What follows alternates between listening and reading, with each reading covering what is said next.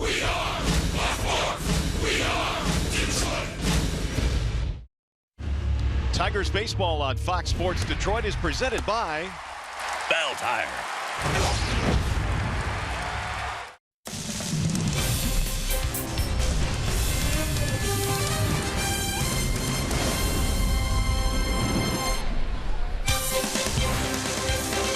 Today, the second leg of the Tigers' long 9-game road trip comes to a close on a great day for baseball here in the Bronx. We welcome you to Yankee Stadium. Inside, fans filing in for Game 4 featuring the Tigers and the New York Yankees.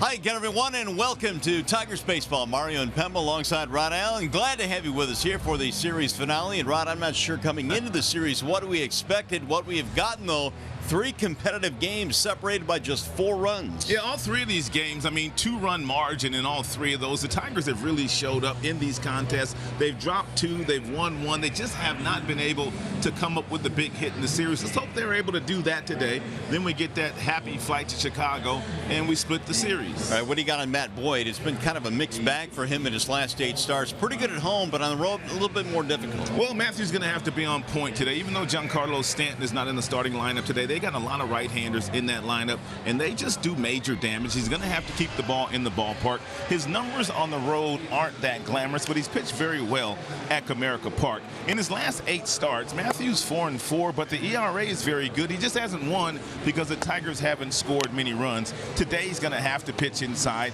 even though you've got that very short porch in right field. That's how you have success against the Yankees. You pitch inside, you get them looking for that hard stuff inside, and then you go outside with the backdoor breaking balls and the 2-seamers, and that's how Matthew will have success today if he can execute. We've heard a lot about Gleyber Torres, fine rookie for the New York Yankees. In this series, 3 big hits. One of them put them ahead. 2 of them were game winners. This guy is as advertised. Well, it's Labor Day weekend, but it may as well be Gleyber Day weekend because he has been banging, not only against the Tigers, but he's been banging all year. His teammate, Miguel Andujar, will probably win the Rookie of the Year if the vote was taken today, but Gleyber has something to say about that. The damage he's done in this series, well, 545 with 2 big ones and 6 RBI, and he's really been playing shortstop and he's been playing second base all year. He's got that high leg kick, and his timing is incredible for a young player that has that high leg kick. He gets it down, and when he gets it down, man, can he generate some bat speed. He's not real big in stature, partner, but this cat hit a ball 440 feet, so he's got some pop in that bat, and that's Matthew Boyd. Will have to deal with him today. Did you just drop a Gleyber Day weekend on us? Didn't I? I think you did. All right, Game 4 in the series coming up. Tigers going for the split right now to the Coliseum Studios. We go John Keating.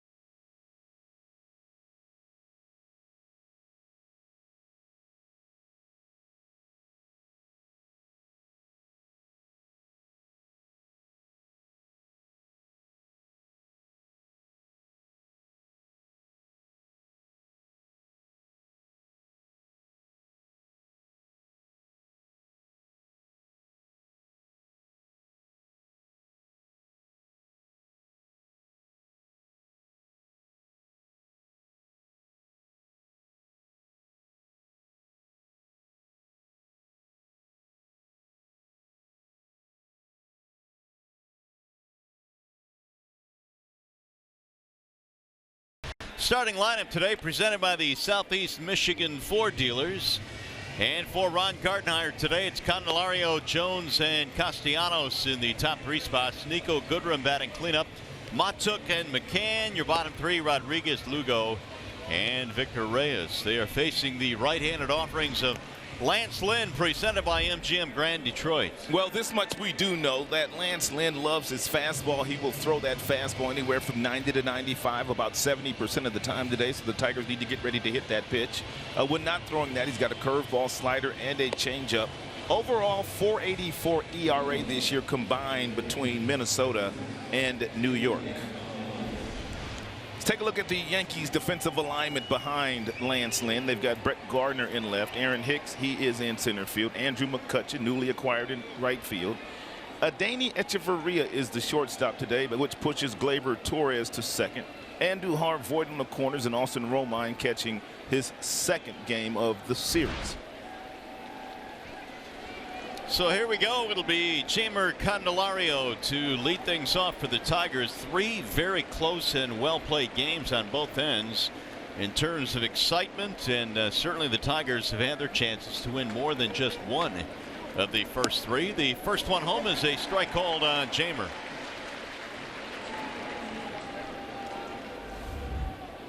Candelario in the series 2 out of 11. He sits safely now in 11 of 13 ball games. Lynn now with the 0-1 pitch. Make it 0-2 on Jeimer. Lynn is 1-1 with his new squad, the Yankees, in 6 games, a 3.98 ERA. 31 innings, 38 strikeouts, power fastball. Veteran right-hander, pitched last year for the St. Louis Cardinals. Yankees addressing the rotation at the trading deadline. They picked up Jay Happ and Lance Lynn to help out. 2 veteran guys. Aaron Boone, by the way, is serving a suspension today for being tossed out of the ball game a couple of nights ago. Josh Bard, his bench coach, will take over here today. When managers get suspended, they can't appeal. So simply when Joe Torre drops the hammer, as he did yesterday in person here to Aaron Boone, managers don't have the luxury as the players do to appeal it. They simply have to sit down. And it was a 1-game suspension, so he'll be out today. They'll chopper back to the mound, and Lynn will throw him out, 1 gone. There's a good chance of this happening today. 3 home runs by the Tigers with all the balls that have been flying out of this ballpark. If they do hit 3 or more, bring a copy of the Tiger Box to a participating Arby's location tomorrow and get a free small order of curly fries. And Jacoby Jones back up in that number 2 spot today against Lance Lynn. He's had some success against him, albeit just a few at-bats. Very overcast afternoon here. The lights are on at Yankee Stadium. Jones 4 for 12 so far in the series. Man, did we catch a break here in New York with the weather. Usually we come here, man, and it is hot and steamy. It's been beautiful here for 4 days. Caught a little break with the rain too. It was raining earlier in the series, but cleared out by game time. Really haven't had much trouble since. 2-0 on Jones. 207 average. His 9 home runs this year represents a career high. Infield playing to pull. And Jacoby waves and misses. 2-1.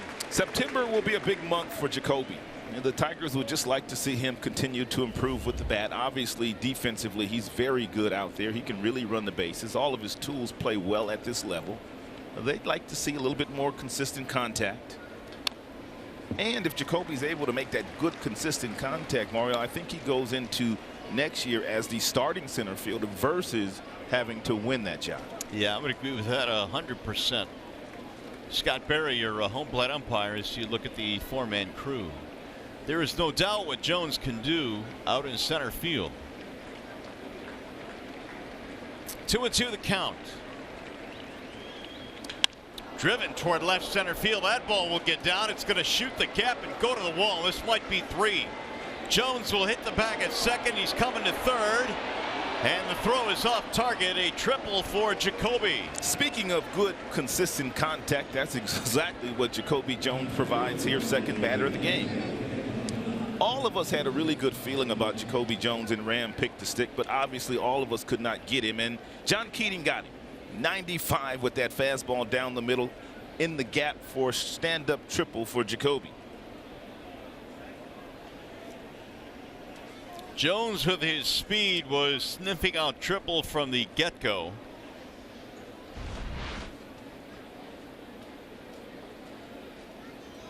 Here's where the Tigers have struggled in the series.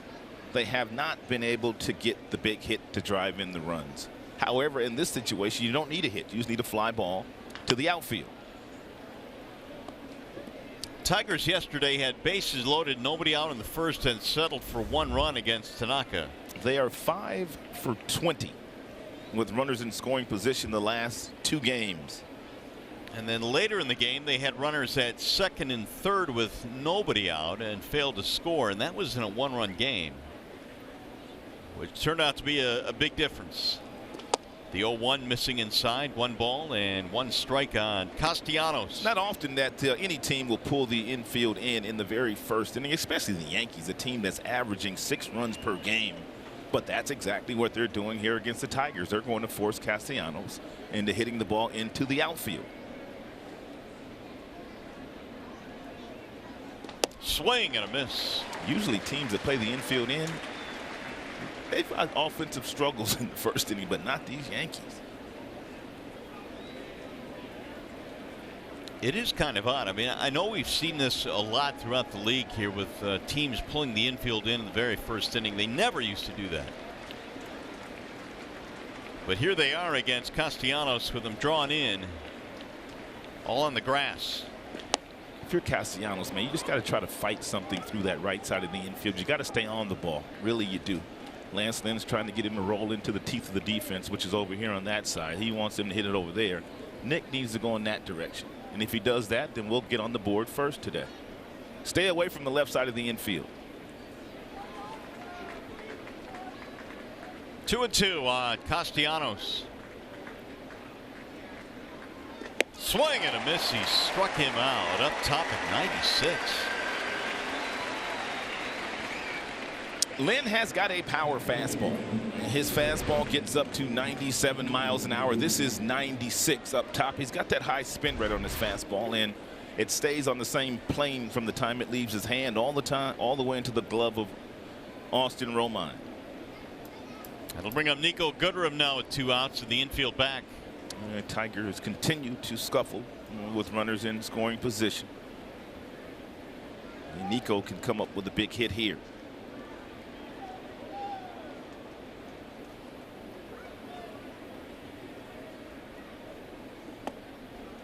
Ball 1. Here's the pitch usage on Lynn. And no one throws their fastball any more than him. 78% of the time. Then he's got the slider, then the curveball, and then the changeup. That's fascinating to me. In a day and age where very few starting pitchers are throwing their fastball 50%. Right. Lynn is throwing his 78% of the time. But that should bode well for the Tigers. Tigers have been a good fastball hitting team. Meanwhile, Nico in a good hitting count here, 2-0 with the runner at third, 2 outs now. And Nico turned around a 100-mile-per-hour fastball the other day. And thrown by Luis Severino. If you missed that, he crushed it. The Tigers in this series have out-hit the Yankees 35-21, and yet they dropped 2 out of 3, which again illustrates they have not gotten the big hit. They could use one right here. Now the 2-1. Slice toward the shortstop. It'll get through. A base hit over the leaping glove of Echeverria. A 2-out single by Goodrum, and the Tigers are on the board. What a beautiful piece of hitting by Nico Goodrum. This is a 96-mile-per-hour fastball, and Nico was committed into pulling his hands close to the body. He didn't quite barrel it up as hard as he'd like to, but it's enough to drive the run in. Very good at bat here by Nico Goodrum, picking up Nicholas Castellanos. Look at that fastball inside. He simply pulls the hands close, and then watch where he catches it. driving that ball the other way. It's a thing of beauty. 44th RBI for Goodrum. There's a big 2-out knock. Tigers certainly will enjoy that. And there is ball 1 high to Mikey Matuk. Haven't the Tigers gotten off 2 leads in most of the games in the 4-game series? Yeah, all of them actually. Oh, how about that? Yeah, they have now had a lead in all 4 games in this series. See if we can maintain this one all the way through. Ah, that is the key. Got to tack on. Nico Goodwin with good speed. He's swiped 10 bags already this year. He swiped 1 on Thursday.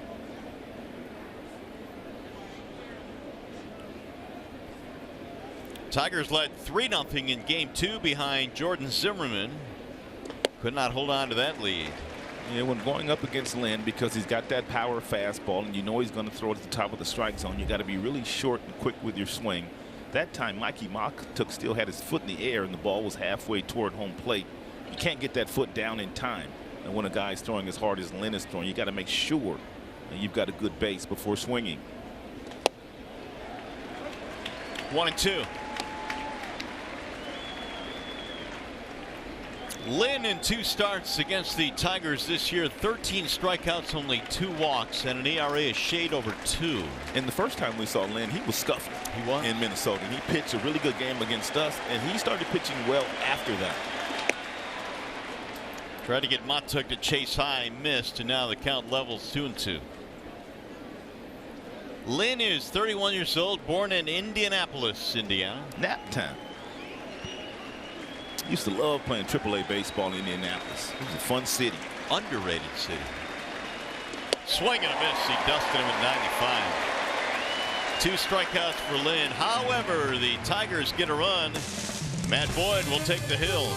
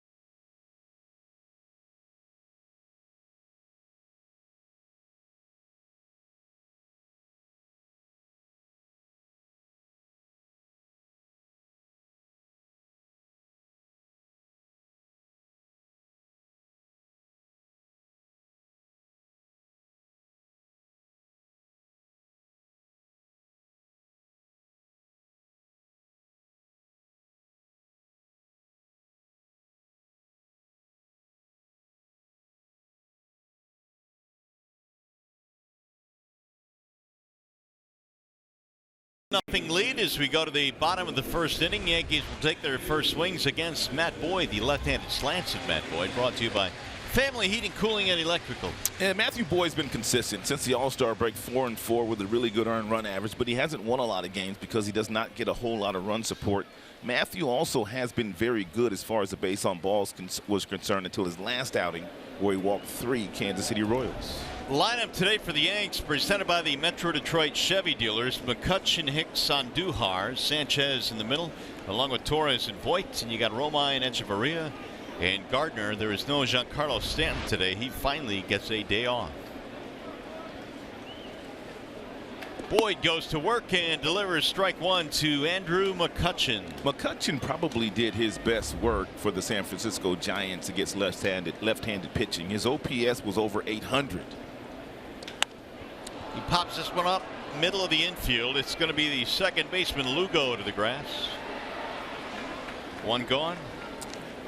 McLaren Health Plan brings you the Detroit Tigers starting defense. They've got Montook out in left field, Jones in center, Victor Reyes is in right field, Nicholas Castellanos is the designated hitter. Candelario back in their day after a day off yesterday. Ronnie and Lugo in the infield with Nico, and James McCann, starting catcher today. Here is Aaron Hicks. Aaron Boone was telling us yesterday he loves Aaron Hicks in that leadoff spot, but he also just loves his versatility because he's a switch hitter with power. And if you bat him down in the lineup just a little bit, then you're able to balance your lineup better. Aaron Boone watching the game from the box today. He was thrown out a couple of nights ago, serving a 1-game suspension. 1 ball, 1 strike on Hicks. Well, it really is amazing to see how this young man has developed, and I think you put it best the other day. You called him a late bloomer, which pretty much is what he is. Former #1 draft choice of the Minnesota Twins. Didn't realize his potential there, but man, he has really taken off and turned himself into a quality big league player. Victor with the day off today.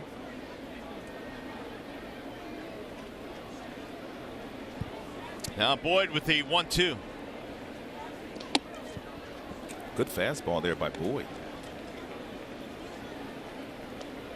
You know, a lot of times, Rod, fans are just clamoring for the young prospects to come up. Sometimes you bring them up too soon, and I wonder if that was the case with Hicks. Oh, there's no doubt about that. He fooled him in spring training that year that he made the big league club. He hit like 500 in spring, and he had not played above Double-A, and they thought he was ready for the big leagues, but apparently he was not.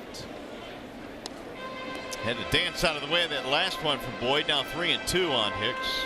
Didn't make it easy for Aaron Hicks, though, when he made his major league debut. Was against Justin Verlander when Verlander was in the prime of his career. He struck him out 3 times that day. You can almost make the argument that Verlander is still in the prime of his career. That's right. How about him, man? Looking more and more like we might get a chance to see him again at Comerica Park when the Astros come there the next homestand. I'm sure the Tigers fans would like that. Fly ball right field, hit well. Castellanos back, looking up, it's gone. He's a beast, man. Aaron Hicks goes the other way with his 24th of the year, and that is the 8th home run of the series for the Yankees. That's one thing about this ballpark. The right-handers, they don't even try to pull the ball.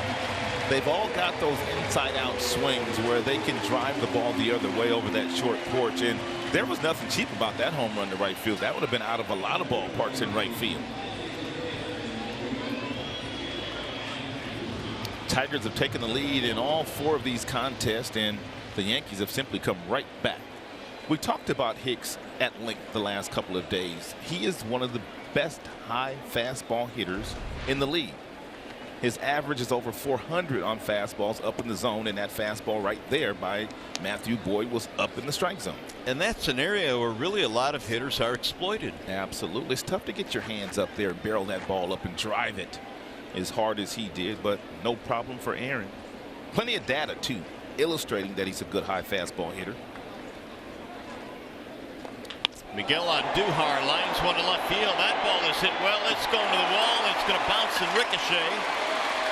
Andujar is on his way to second, and Montook will get it back in. It's a bullet double down the left field line. That's why I was surprised the Yankees were playing the infield in the very first inning when the Tigers had a runner on third base with less than 2 outs. I knew they were going to hit. This was a rocket off the gate. Mikey got a little too close to the wall. That ball trickled back, but Andujar still only able to get a double.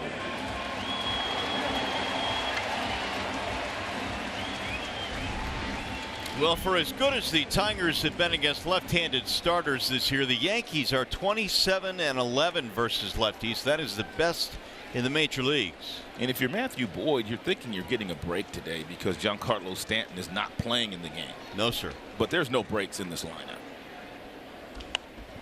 Popped up, heading back to the seats out of play. Well, yeah, Gary Sanchez is back now. McCutcheon has been added.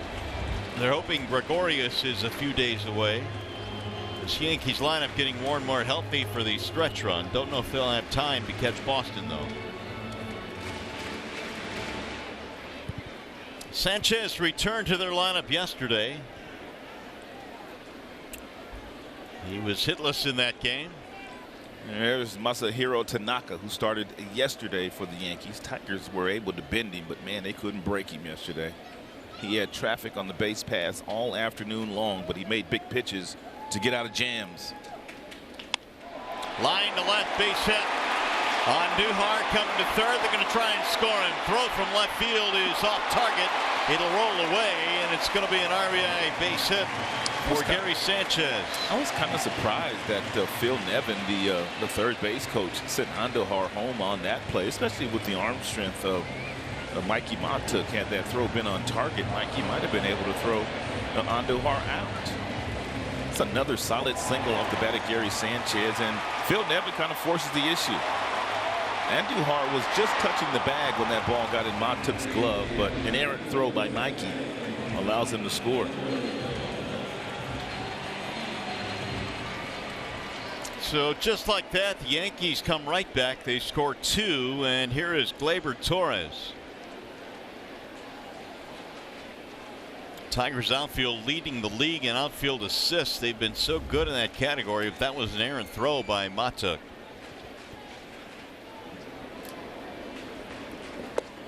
Ball 1 to Torres. He's had a really good series. He's batting over 500 in the 3 games prior to today with 6 RBI. And he's gotten big hit after big hit. These two rookies, Andujar and Torres, pretty impressive. Here's the 1-0. 2-0 now on Gleyber Torres. Menards brings you the big money encounter. The Yankees, the first team in Major League history to have consecutive seasons with 50 or more homers from rookies. Last year and this year. Dangerous 2-0 count. It'll drop in for a strike. Aaron Judge was responsible for the majority of those 57 round trippers last year. All rise. There he is, Mr. Judge. Still on the DL. Ooh, big swing there. He almost fell down. They're concerned about him, Mario, I think more so than they initially indicated. Uh-oh, he hurt his wrist there. Did he? Yeah, he did. That's not a good sign there. I don't think they get McCutchen if Judge is healthy.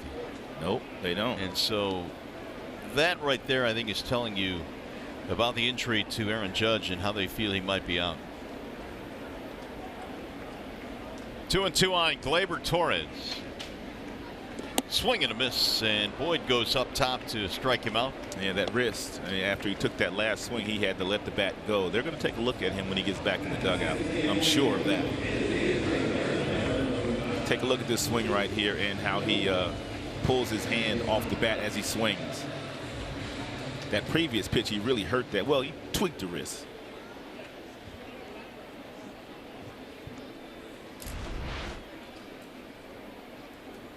Two outs now for Luke Voigt.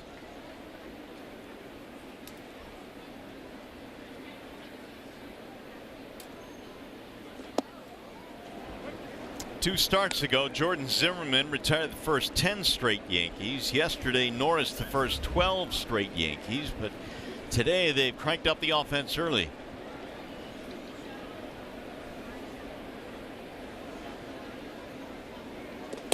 Voigt went around 0-2. This has been a 7-game homestand for the Yankees. The White Sox were here before the Tigers came in.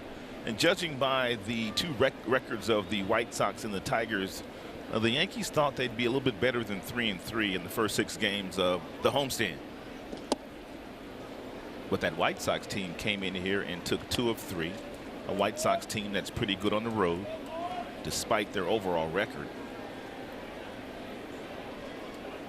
Yankees off to Oakland and then Seattle and Minnesota. They got a long road trip coming up. That's always a difficult trip too when you go out to the West Coast. That Oakland team is really good, and Seattle also has a good team. If you're a team in the East or the Central, I don't think you ever in the month of September want to take a long trip out west. Nope, you do not. I mean, you hope to get those out early. Because it affects you both ways. Soft line drive to right center, going to draw a base hit. Sanchez on his way to third. He will stop there, and Luke Voigt muscles one into right center field. Matthew Boyd is really trying to establish his fastball here today against this Yankees team. And the Yankees, every time they get a fastball in the strike zone, they've been able to barrel it up. That one not hit very hard by Romine, but enough. Voigt, excuse me, but enough to get a base hit to put runners on first and third.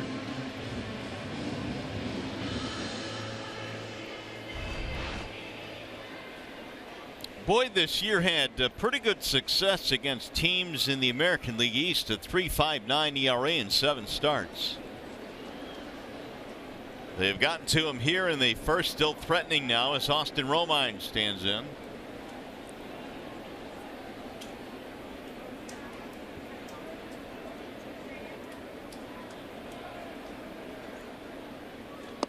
It'll drop in for a strike, 0-1.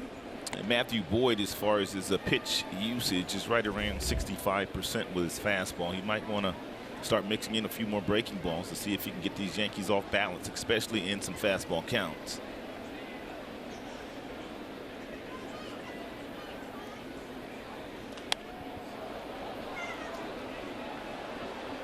Romine 1 for 4 with an RBI in the series.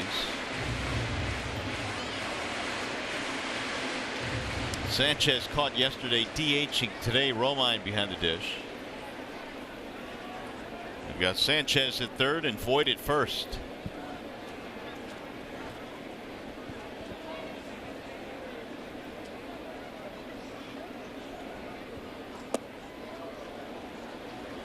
One and two. Typically, Matt doesn't get hit in the first inning. He has been pretty good to start ball games. Doesn't have to deal with Stanton today, who's watching the action from the Yankee dugout. Stanton had played 85 games in a row before getting the afternoon off today. Foul ball. Aaron Boone had to run his star right fielder out there because of the injuries to some of the other offensive players, Sanchez and Didi Gregorius, Aaron Judge. But he gets a break today. Well, as we mentioned, they've got that long flight out to the West Coast as well after their ball game here against the Tigers today. And they've got a day game tomorrow in Oakland. Ooh, that's a quick turnaround. It really is. Yeah, we also have a day game tomorrow in the Windy City of Chicago, but we don't have to travel as far. 2-2 on Romine. Danny Echeverria waiting on deck. Homer by Hicks, RBI single by Sanchez, giving the Yanks the lead. 28 pitches thrown by Matthew Boyd already here in the first. Swing and a miss. And that'll be his last pitch of the first inning. Couple of strikeouts from Matt. 2 runs in for the Yanks.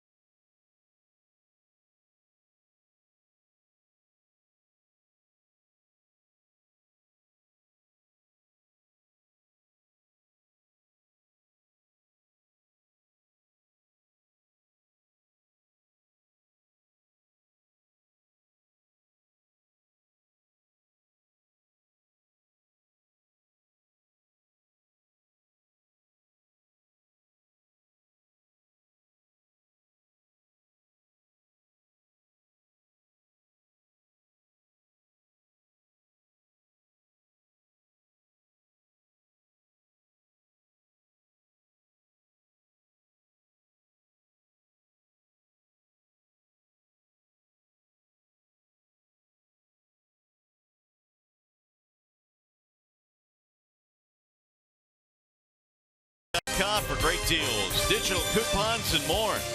Comerica Bank, raise your expectations of what a bank can be. Come to Comerica. And by Ram, hurry in and get a great deal at the Ram Labor Day sales event.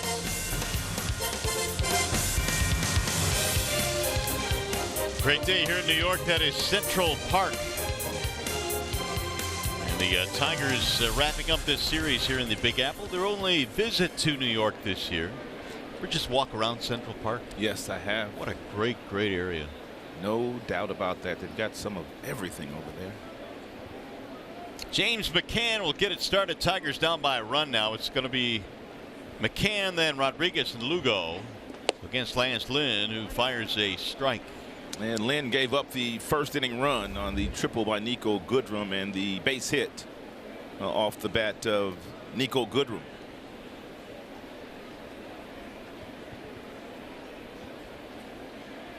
McCann tried to lay down a bunt with the third baseman on Duhar back. 0-2. We've seen James do that every now and then.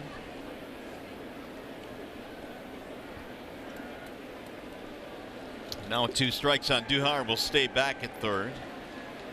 It's always tough, man, when you bunt with 1 strike. Now you're looking at an 0-2 count against a guy that you know is going to throw that fastball up top at about 95 miles an hour. So James is going to have to lay off of it. You prefer to try to bunt on that first pitch. I mean, if you don't get it down, at least you've got a couple more strikes.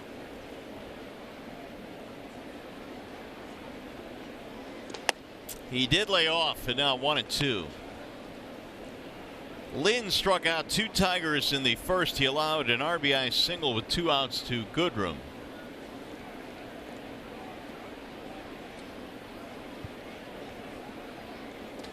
Got him, strike 3. Bottom of the strike zone, and now a frustrated McCann chatting with Scott Berry. Take a look at our cricket smile. And both of these managers were kicked out of the game on Friday. It was Aaron Boone that was arguing balls and strikes. And Boone needs to work on his skills behind the plate tomorrow. His pitch framing, I think he needs some work there.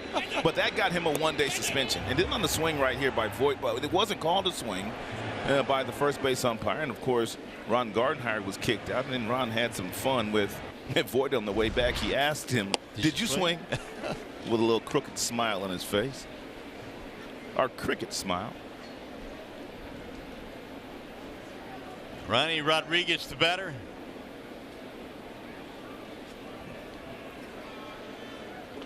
So I guess the biggest difference there, because Ron Gardenhire obviously did not get suspended for a game, but he threw out the umpire himself. I mean, he got ejected, then he threw the umpire out, but the umpire didn't leave.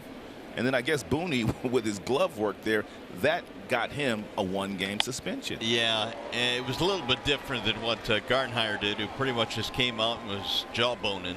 And when you get behind the dish and start framing pitches that don't exist, that's showing up the umpire. Yeah, that's showing him up. Funny as it was, showing him up. You know what? That's something that we don't see a lot in our game anymore. I used to enjoy the managers sometimes going off on the umpires. I was thinking of that the other day. As a matter of fact, when after Gardy got thrown on it, I thought you really don't see this anymore. It's one of the entertaining parts of the game that has been pretty much taken out of the game. Dawel Lugo now with 1 on, 1 out. Slice to center field. Gonna drop, base hit. Back-to-back singles for the bottom of the Tigers lineup.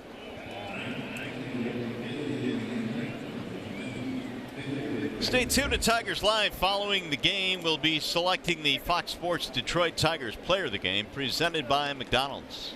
A couple of pretty good at-bats by the youngsters, Rodriguez and Lugo. They pretty much were the double play combination, the shortstop and the second baseman, the entire year in Toledo.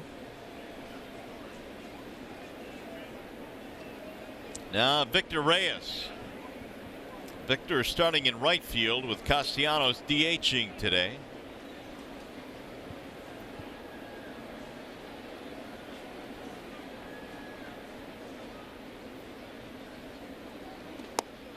Strike at the knees.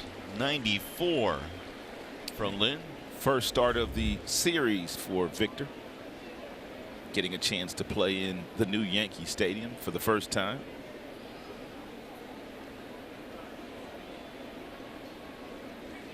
Although he did pinch run for Victor a couple days ago. That's a fair ball inside the bag at third. This will get a run in. Rodriguez comes around to score. Lugo goes to third, and Victor Reyes with a double to tie the game at 2. He was a little bit tardy, but he hooked it right inside the line. 3 really good at-bats by 3 youngsters. It's tailing fastball away from Victor, and he just hits the ball where it's pitched. Ronnie able to come around and score. Lugo able to get over to third base. Tigers in business here, second and third, with just 1 out.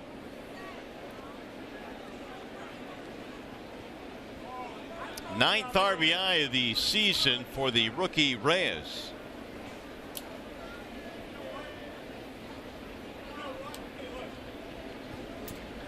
Second and third now, back up to the top of the order. Here's Candelario.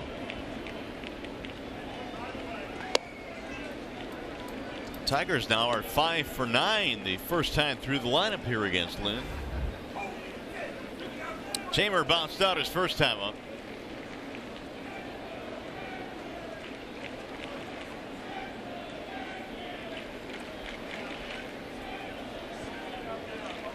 The 1-0.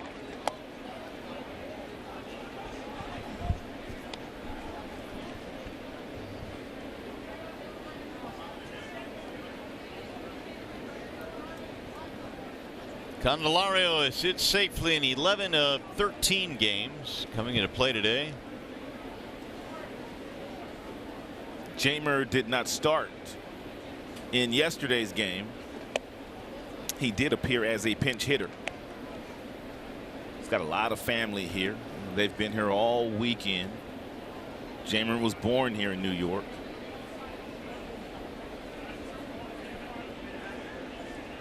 Well ahead in the count now, 3-0.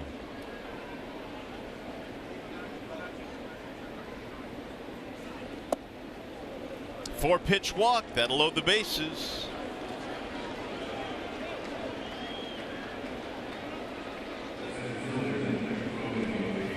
And now Jacoby Jones will get a mound visit here as Larry Rothschild comes out.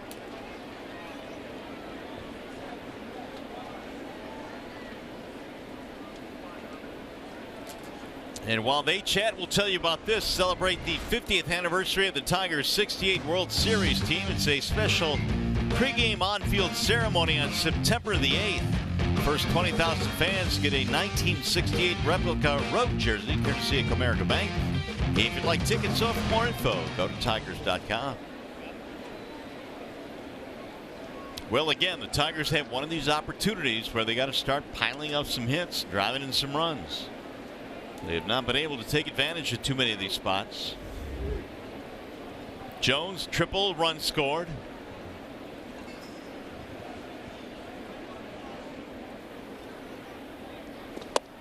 Ball 1.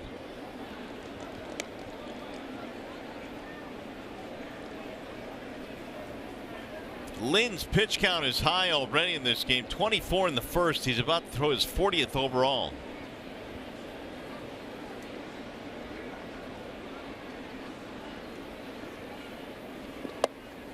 Ball 2.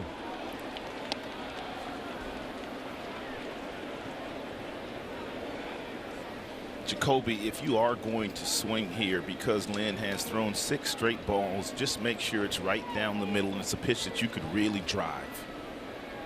You don't want to leave the strike zone. Bouncing ball to second, could be 2. That's a 4, a 6, and a 3. A double play, and the stretch by Voit was tremendous. That is tough to turn on Jacoby, man, because he can really fly.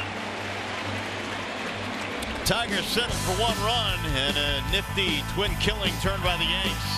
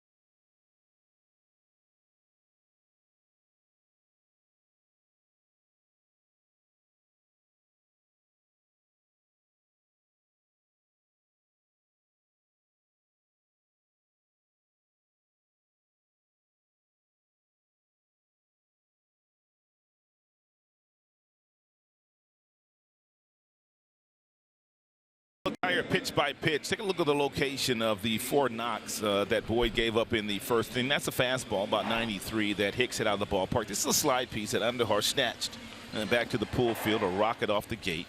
That's a pretty good pitch right here. I mean, he got in on Sanchez, but he is so strong. He fought it off, and so did Big Voit. They both fought off singles. Boyd threw 28 first inning pitches. He goes to work here in the second, facing Echeverria, Gardner, and McCutchen. 2-2 ball game now. Mario, is it safe to say that if this is not the double play combination here today, Gleyber Torres and Echeverria, the Tigers score another run here? Walker doesn't get the ball to Echeverria that quickly, and I don't think Gleyber turns that ball from the shortstop position. So they've got the right 2 combination up the middle here today. I would agree, and we heard Aaron Boone yesterday talk about the defensive ability of Gleyber Torres, but you're right. I mean, that was a pretty long backhanded flip there. You know, Gleyber's a second baseman basically these days, and Echeverria is a really good shortstop, even though he's changed teams a couple of times this year. He started in Tampa, then he went to Pittsburgh. Now he's with his 3rd squad, Echeverria, but he's always been a great defender. They needed to be perfect to turn that double play on Jacoby. Yeah, he doesn't hit into very many, and that ball was not exactly a rocket down to second base. But it's been how things have gone for the Tigers in this series. Bases loaded, they get just the 1 run in. Brett Gardner takes a ball outside. He is 3 for 10 in the series. Gardner against lefties typically bats 9th. That is what he has done in this series. Pulls this one right to the second baseman, Lugo. 2 gone. Time now for the Bernstein advantage. Want to look at the fastball velocity for Matthew Boyd from April to August in the differential.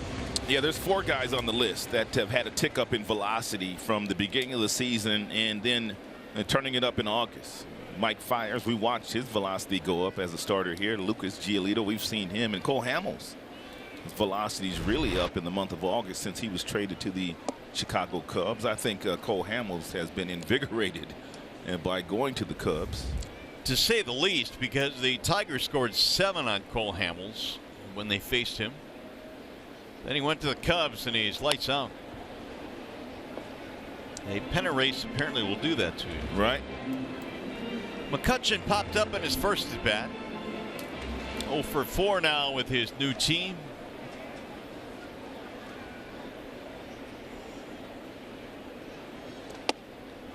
McCutchen is highly decorated.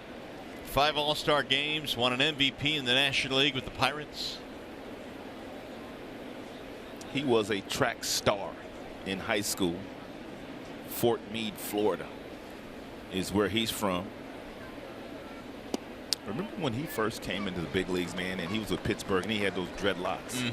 This dude, man, could fly. He doesn't run like he used to run, but man, he was fun to watch.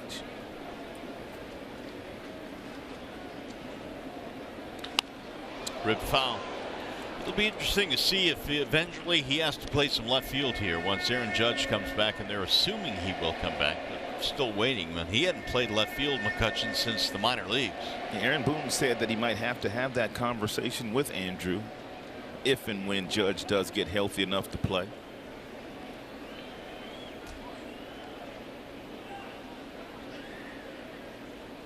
Here's the 3-2.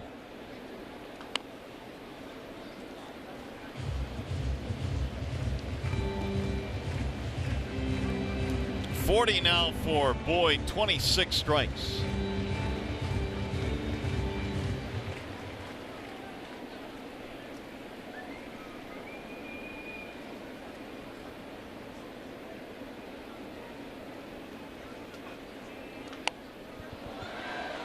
If McCutchen ends up having to play some left field this year, I can't imagine it would be a big adjustment for him, would it? No, I don't think so, because the left field here at the new Yankee Stadium is almost the equivalent of playing center field. It is so spacious out there. Right field, obviously very short porch, and that's why Judge plays over there. But I don't think Andrew would have a problem at all, because he'd have a lot of room to roam out A lot of room to roam out there. 399 to left center. Of course, there would be an adjustment on the slices of the balls in that position versus playing center field and right field. You would get sometimes a natural slice off the right-hander's bats and the left-hander's bats in left field. So you'd really have to take a lot of fly balls in batting practice and different things like that so you can work on it. High fly ball, left center field. Deepest part of the ballpark in that area. Look out. Jones and Matuk. A mini collision, and Jacoby makes the catch. Did you see Matuk's expression when Jacoby took that ball from him? Was not happy. He's still not happy. Well, after a stunning comeback win for the Dodgers last night, we'll show you how it happened. Updating the playoff picture next.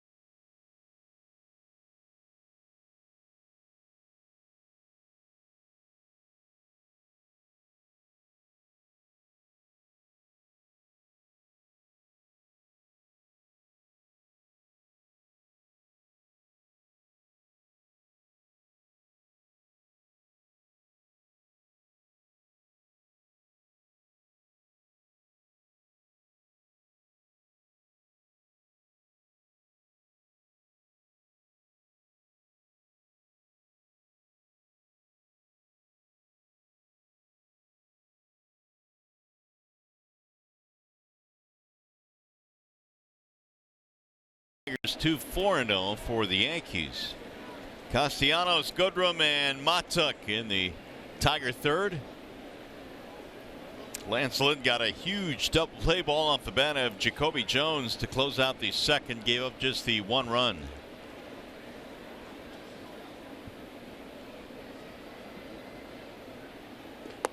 Ball one to Castellanos.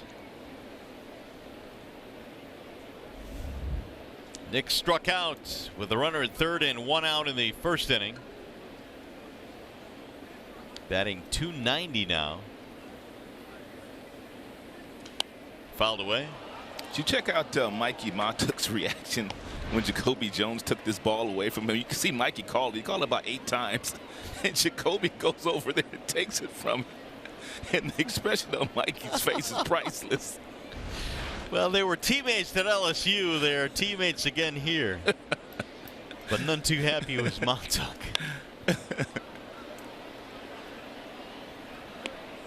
He was calling that ball, and kept calling it. And the center fielder who has the right of way, so to speak. I mean, that's a perfect example, though, of a ball that's hit like that, that's hit that high. If you're Jacoby and you are the center fielder, you have time to take a quick peek at Mikey to see if he's calling it or if he's going to catch it. You really do. But as you said, the center fielder is the captain out there, and he can catch whatever he wants to catch. 2-2. It's one of the things they're working on with Victor Reyes, even though he has played a lot of center field when he is the center fielder, learning when to back off when guys are able to make a catch. Smoked to short and a backhanded stab by Echeverria. Well, we told you that Adeiny Echeverria could play that shortstop position. That's why they acquired him. The Yankees are going to get their regular all-star shortstop back probably tomorrow out west, and that would be Didi Gregorius. But And whenever they have a chance to get Echeverria in a ball game to use his glove, they will do so. DET was out doing a lot of running today, and he was the only one that hit on the field today for the Yankees, so he's getting real close.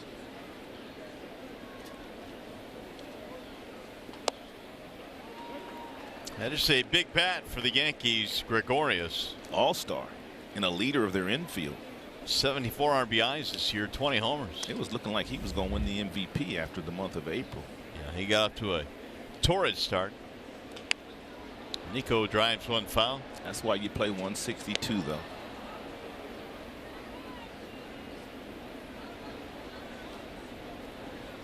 Two-on RBI single by Goodrum in the first inning put the Tigers on the board, and Goodrum now is 7 for 14 in the series. He showed out.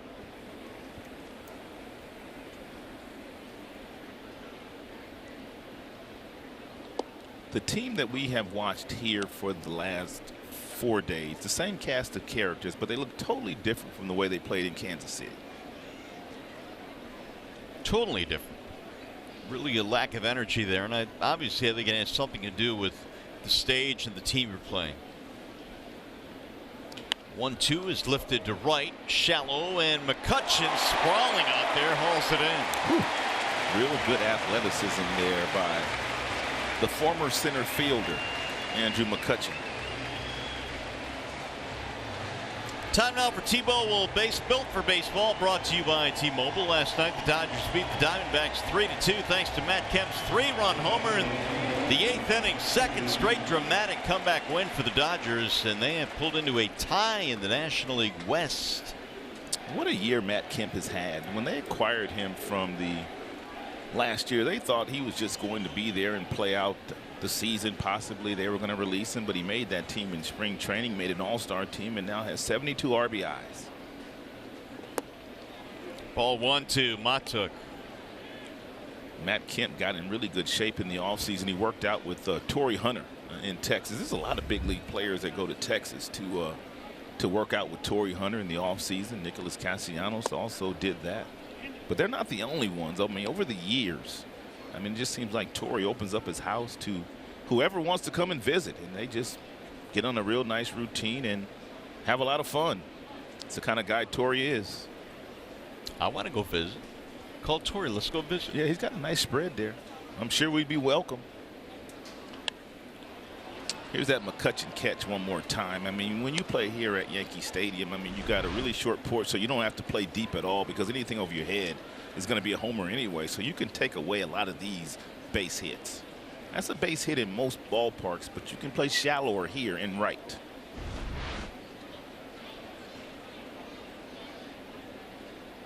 Fans out in right field were serenading McCutchen, chanting his name after that catch. Matuk had a pretty good month of August in terms of power. He had 5 home runs after being called up from the minor leagues. Got one more name on somebody who worked with Torrey this offseason, Matt Carpenter. Oh, okay. Of the St. Louis Cardinals, also a great year. Having a really nice year. He touched base with Torrey Hunter in the offseason. Now Lynn with the 2-2. Got him, strike 3. Matuk did not like it. He's caught looking. Lance Lynn, 1-2, 3/3.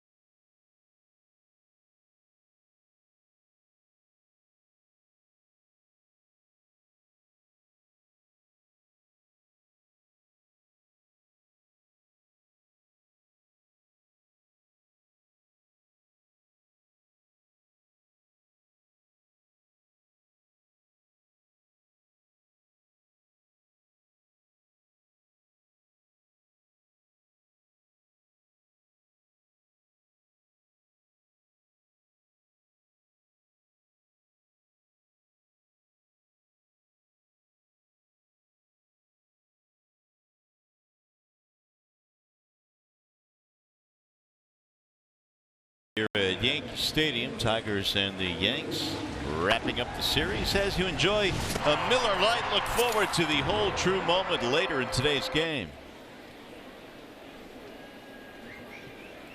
Matthew Boyd, a 1-2-3 second. He's got Hicks, Andujar, and Sanchez. 2, 3, and 4 as we go to the third.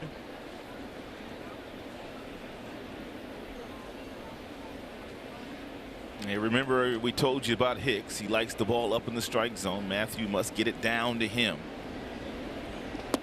It's a better area right there.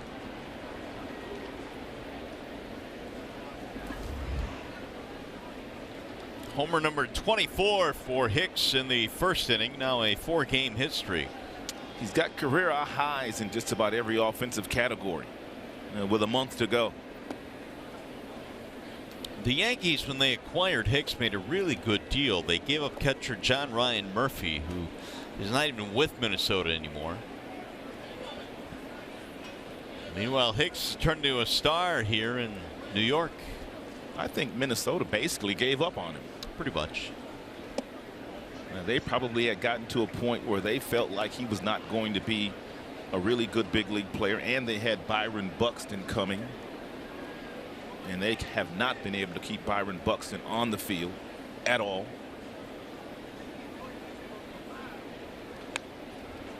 Byron Buxton also was a high school player who's probably going to have to be a late bloomer himself. Yep. Well, the Twins, I think, announced yesterday they are not calling Buxton up from minor leagues in September. Ooh. And they even admitted it's a business move, trying to limit his major league days and maximize his control. Yeah. High fly ball to right. Circling is Reyes. One gone. We bring in Johnny Kane. Hey guys, we know Matthew Boyd to be a soft-spoken, mild-mannered, very polite individual, but of course when he gets on the pitching rubber, he transforms a little bit. He's got that fire that burns in his gut. This is his first opportunity pitching inside Yankee Stadium, and he's relishing the opportunity. He said, it doesn't matter if they bring Babe Ruth back. It's not going to change what I do. He says, I'm going to have my game plan, and I'm going to attack it. At the end of the day, my approach when I go to the mound is, you got to be the hunted, or you are the hunter. I said, so you're the hunter? He said, you're exactly right.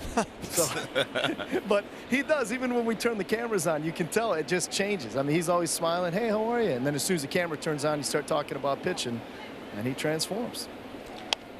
Here's a pop-up behind the plate, and McCann discards the mask. 2 gone. Well, he's really settled in, though, after the first inning where he gave up the 2 runs on 4 hits. He's made some better pitches. He's also mixed in quite a few breaking balls on the first pitches to the Yankees, and that's kind of kept him off balance. With all due respect, I think it would make a difference if he faced Babe Ruth. I mean, I know you try not to think that way, but if the old Babe walked up there right now. It does change the dynamic a little bit. I didn't want to squash his point because I knew what he was trying to get at, but I do think it does change the dynamic a little bit. But we get his point. Here's the number 3, the Babe. 2 away for Sanchez, who looks at ball 1.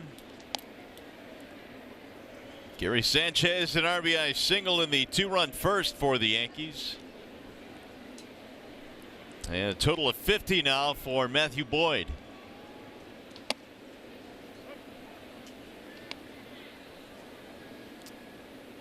The Yankees have a lot of talented hitters. I mean, they have a really good lineup. But Marcus Thames, the former Tiger and the current hitting coach of the New York Yankees, said this guy Sanchez is probably the best of them all.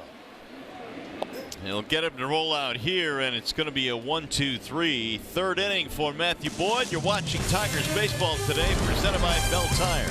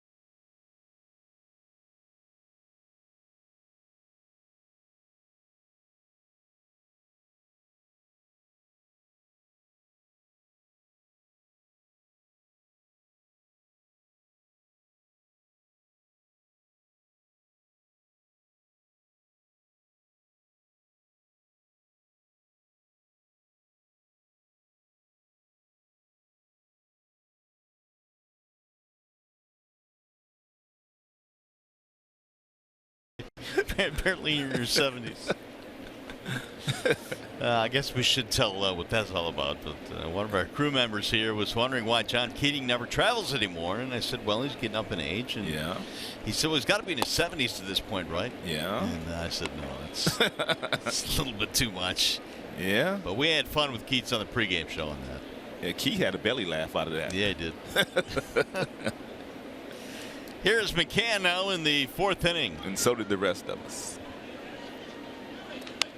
Mack rolls the foul and the count 0-2. Second consecutive at bat that James McCann has been behind Lance Lynn, and no balls and 2 strikes. McCann punched out his first time up today on a changeup at 90 miles an hour looking. Here's, however, where Lynn likes to go upstairs first with the power fastball to see if he can get you to chase it. And that's how he has gotten the majority of his strikeouts since putting on the Yankee uniform. And he dusted McCann there, and 5 strikeouts for Lance Lynn.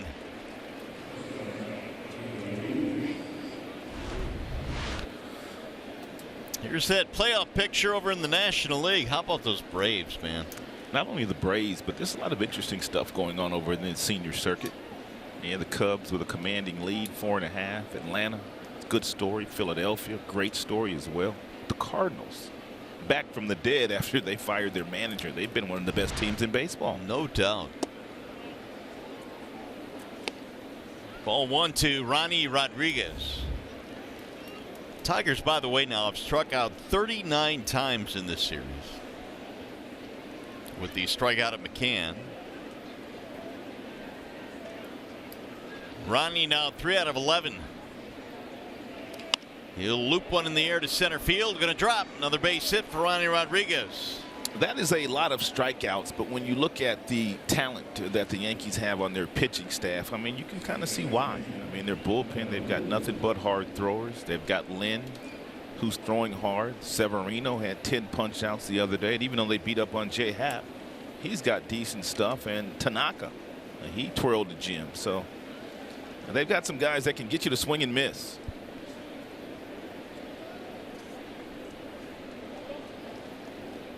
Six Tigers hits now, and here is Dawel Lugo, who's gotten off to a really nice start offensively as a big leaguer. Lugo now at 385.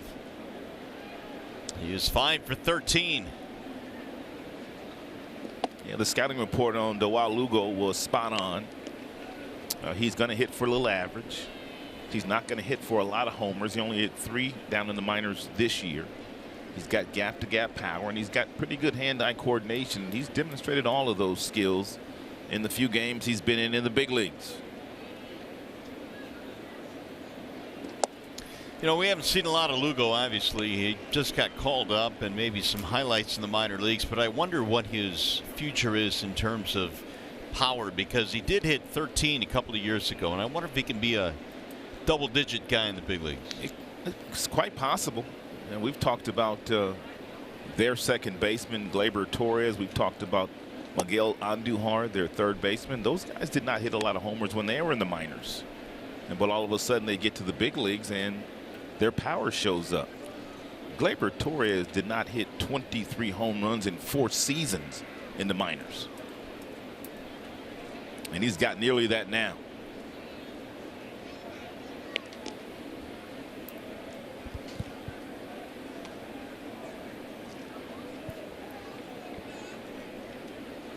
Lance Lynn signed with the Twins this past offseason. During spring training, it was thought that he was going to help lead them back to the playoffs. The Twins never gained any traction. Chopper up the middle, and another base hit for Lugo into center field. How about these kids? Rodriguez and Lugo now 4 for 4 combined.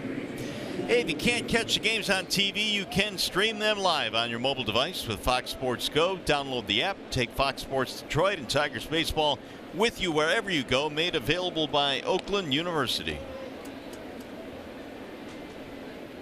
More trouble now for Lance Lynn after back-to-back hits. Lance Lynn not necessarily having trouble with the guys that are taking big swings today. Those are the guys that he's pretty much been able to punch out. But the Tigers table setters, Rodriguez and Lugo and Reyes, taking real short swings, and that's how they've been able to put those fastballs in play, whereas some of the other guys are swinging through those fastballs. A double inside the bag at third, his first time up for Reyes.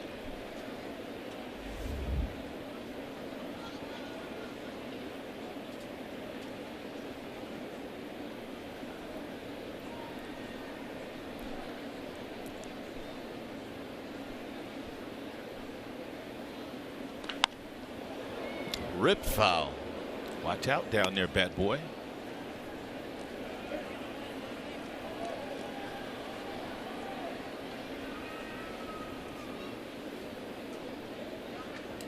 Top of the order, Candelario will be next. Tigers building another scoring chance here in the fourth inning.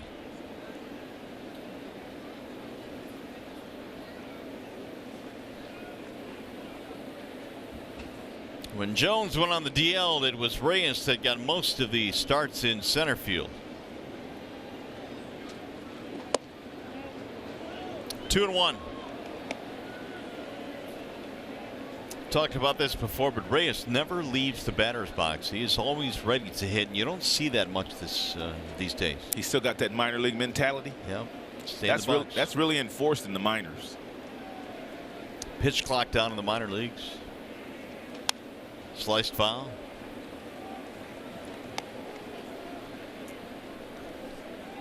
Rodriguez, a 1-out single. Lugo followed with a base hit. The 7, 8, 9 hitters are now 5 for 5 for the Tigers.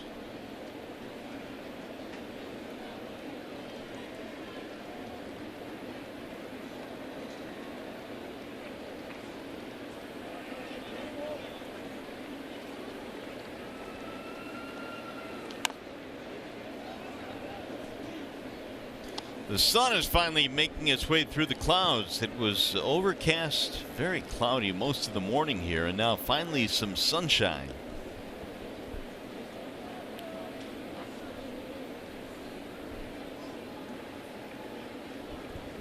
'80-degree day here in the Bronx. Another big crowd.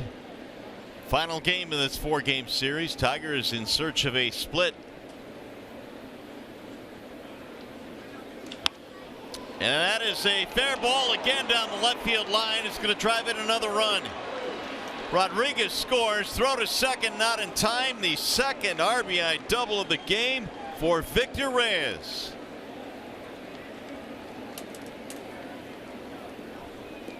And the Tigers are back in front. Tigers bottom feeders today. The 7, 8, 9 hitters 6 for 6. That's the second double for Victor Reyes. Drives in another run.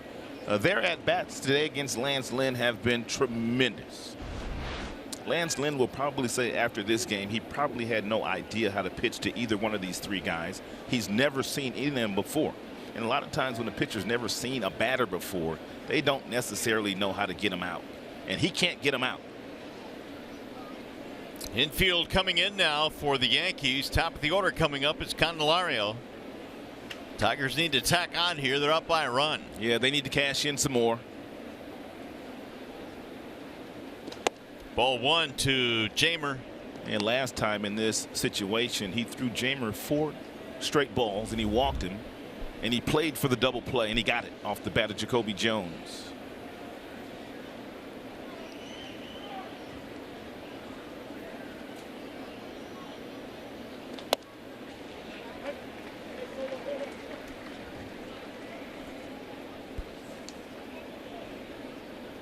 There is action now in the bullpen. Tommy Kahnle starting to warm up. Kahnle's got a big arm. We haven't seen him in the series, but he can get up to triple digits.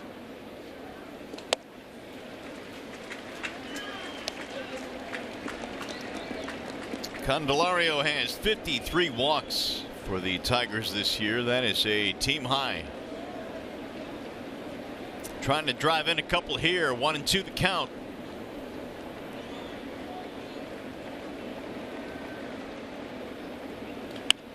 Slice toward left and foul.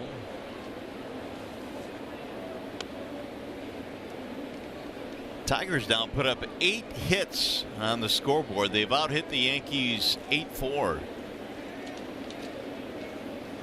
Tigers have had no problem whatsoever getting base runners on base really the entire 4 days that we've been here, but they have had a little bit more of a difficult time of cashing in some of those runs.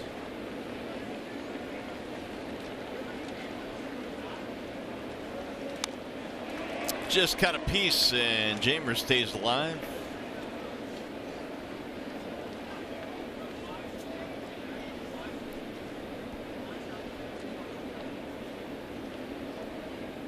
All day long, really, the pitch count has been up for Lance Lynn. It's at 75 right now, and here is the breakdown of the Yankees righty.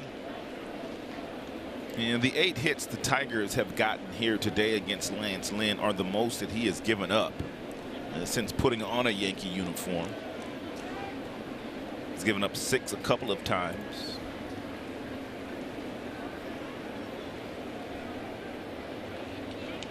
Check that, he gave up 9 one time to Miami. Half swing rolled foul. Well, Lynn really has not been throwing all that well for the Yankees. His last 3 starts, his ERA is north of 7. In fact, it's almost 8. He started well when he first came over in the deal, but his last 3 not so good.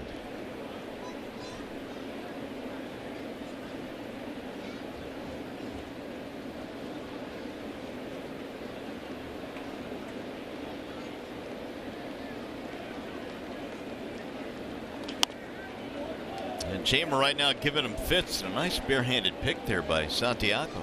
Santiago still got those nice hands. He's not afraid. Not at all. He picked that with the stopwatch in one hand and the shin guard on the left wrist. No problem for Santiago. Wrist numbers in the series, 9 for 36 for the Tigers. Tigers have had twice as many chances as the Yankees with runners in scoring position in the series. Now they need to take advantage of a few more of them. Again, the 1-2. Inside, 2-2 on Candelario.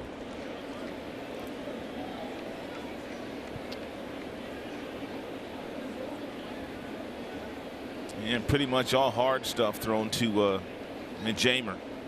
Lynn up to 78 pitches.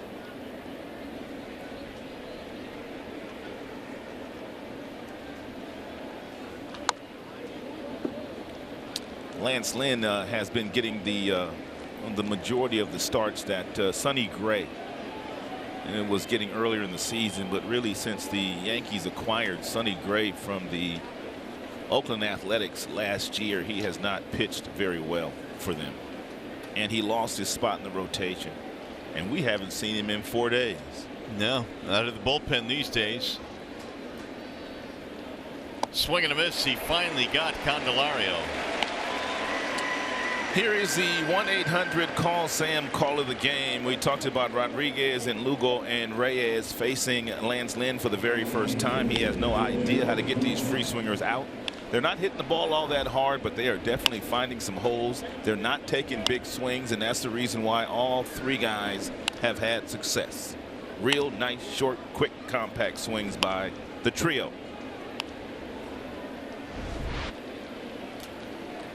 Candelario with a 10-pitch at bat. He fouled off 6 pitches before succumbing, and that's fouled out of play by Jones.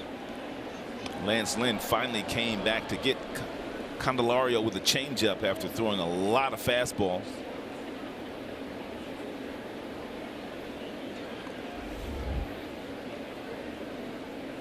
Triple run scored in the first inning for Jones, and then a double play ball with the bases loaded in the second. The 0-1 pulled fair inside the bag at third. This will get 2 more runs in. Lugo scores, Reyes scores, and Jones will pull into second with a double. A 2 RBI double for Jacoby.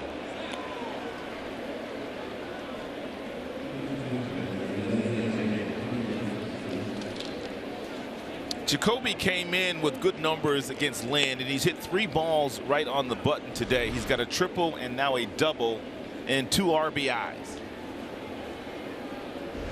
He is now 5 for 8 career against Lynn.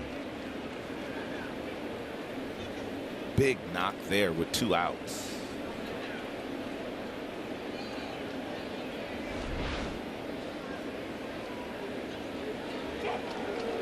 Ball was tailing down and in on Jacoby, and Jacoby just turned on it and whistled it right past Andujar, who had no play. Early exit tonight for Lance Lynn. And a smattering of boos greets him as he walks off the field. So Lynn is done. Tigers have opened up a 5-2 lead.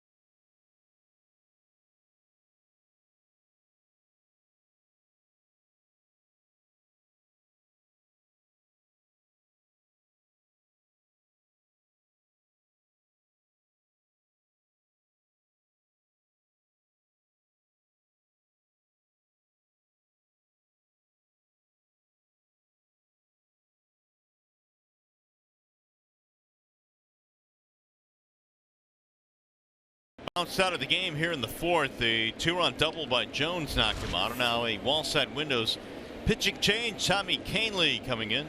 And Tommy Canely has an ERA that's over 5.5. He has really struggled this year. You can see the opponent's average against him not very high. He's a hard thrower, but apparently having some issues with the base on balls. He's walked 12 in just 16 games, logging 16 innings.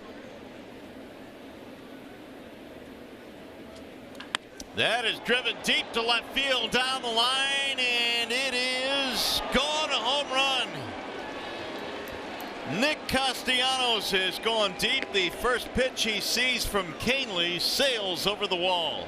That would be the 20th home run of the year for the Tigers' very talented right fielder, and we know Nicholas Castellanos just loves to jump on first pitches.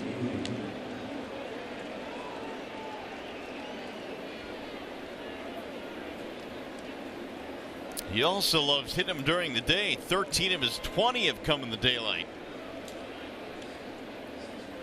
And the Tigers have busted this one open a bit now, 7-2.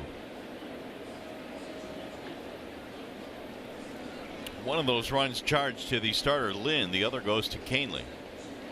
Here's Goodrum.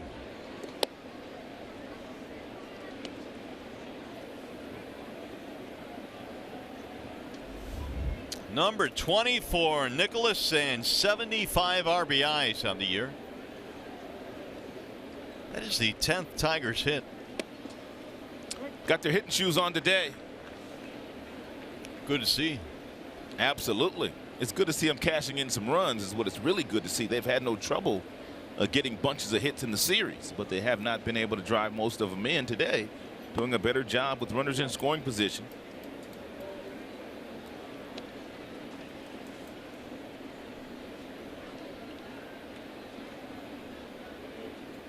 Canely greeted rudely. It didn't take long.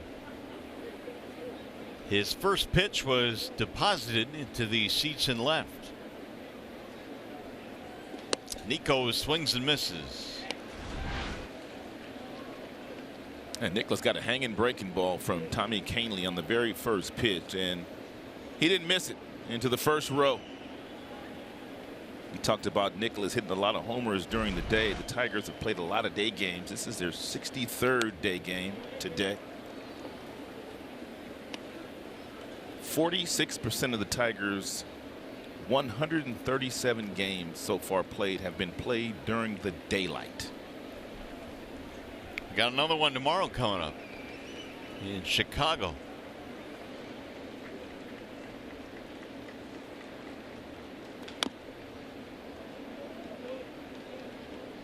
Nearly half of Castellanos' RBIs this year have come with 2 outs.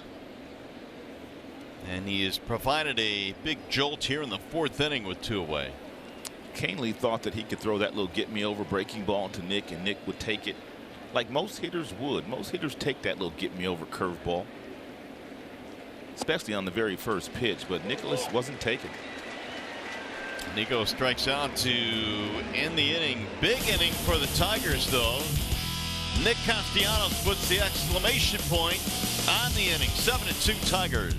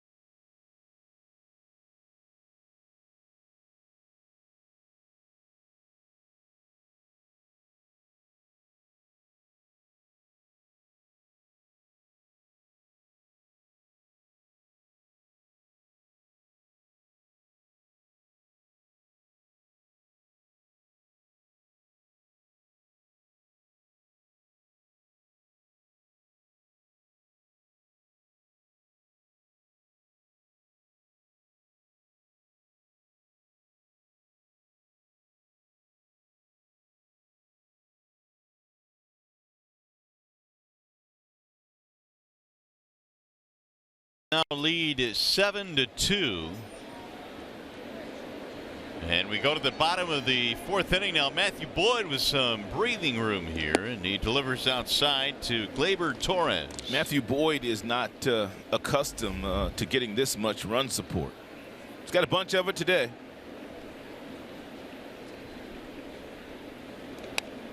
Boyd has retired 7 straight.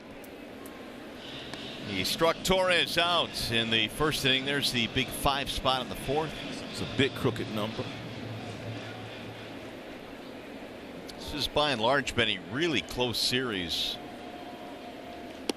But this is the largest lead by either team. The Tigers had a 3-run lead a couple of days ago before that one disappeared. There is the aforementioned Sonny Gray. 2-1 dives in for a strikeout. 2-2 on Gleyber Torres. Luke Voigt and then Austin Romine in the Yankees 4th.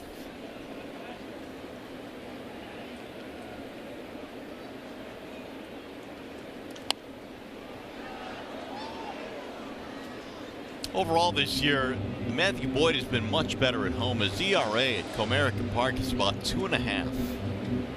But when he gets on the road, it goes over 5. Now it's up to Boyd to hold on to the 7-2 lead. Tigers have put up 10 hits Pulled to third. Fair ball behind the bag for Candelario.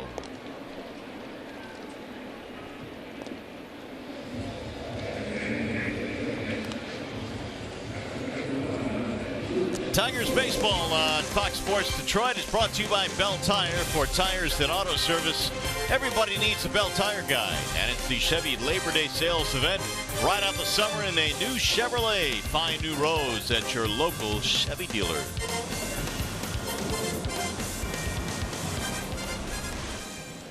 Boyd now is set down 8 straight. Luke Voigt looks at a ball outside.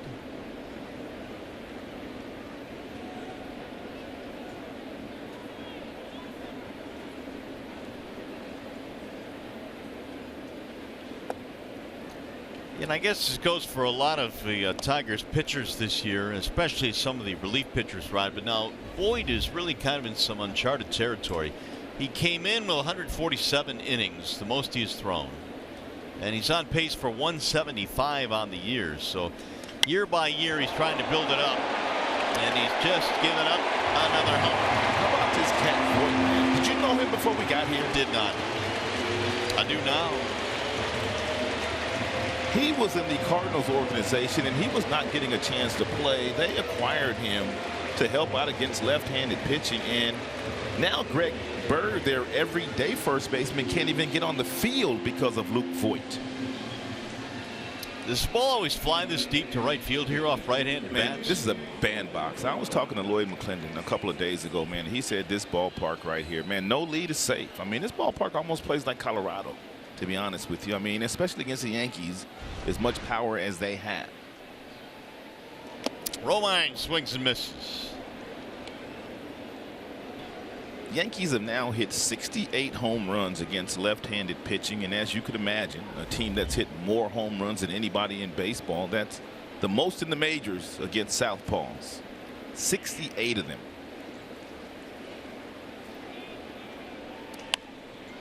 Back to that question that you asked about Matthew on pace to throw 174 innings. Ron Gardenhire's office a couple of days ago, and I was asking him, I think it was Matthew's last start, were there any limitations on Matthew Boyd as far as trying to slow down his innings, you know, down the stretch, because obviously the Tigers are not in contention, and the main goal is to get everybody, I mean everybody, through this season healthy going into next year. There's really no reason to overuse anybody. Well, I think, what is the number that they mostly throw out? 20% more innings every year for young guys. Yeah. They don't really want to go much beyond that. Ron said no limitations on Matthew. They said that he was good to go. He could make all of his starts and, you know, pretty much get up to 100 pitches a game, which is what he's been doing. McCann was about to throw that ball around, but they say check the swing. 2-2.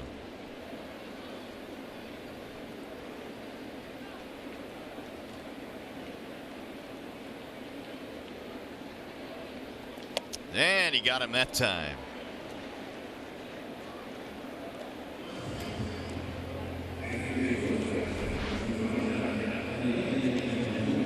And he finishes them off with a breaking ball. And what's Xfinity?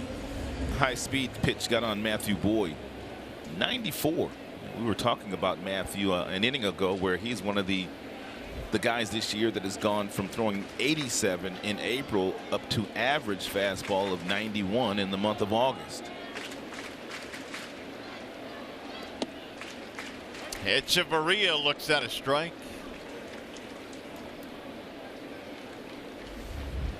Boyd had retired 8 straight prior to the Voigt home run.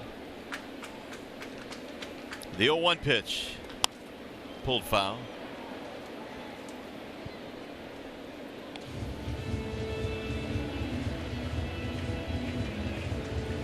Echeverria hit a bullet his first time up to the shortstop Rodriguez. He is 0 for 1. Echeverria is from Cuba.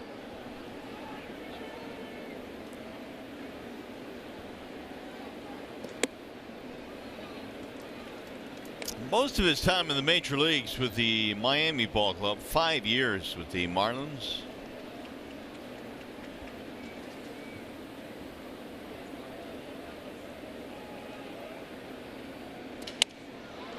In the air to left, shallow, and it's going to be Matuk. That'll end the inning. 1 run in and the home run. When we come back, it's our prospect spotlight. We'll introduce you to outfielder Jacob Robeson next.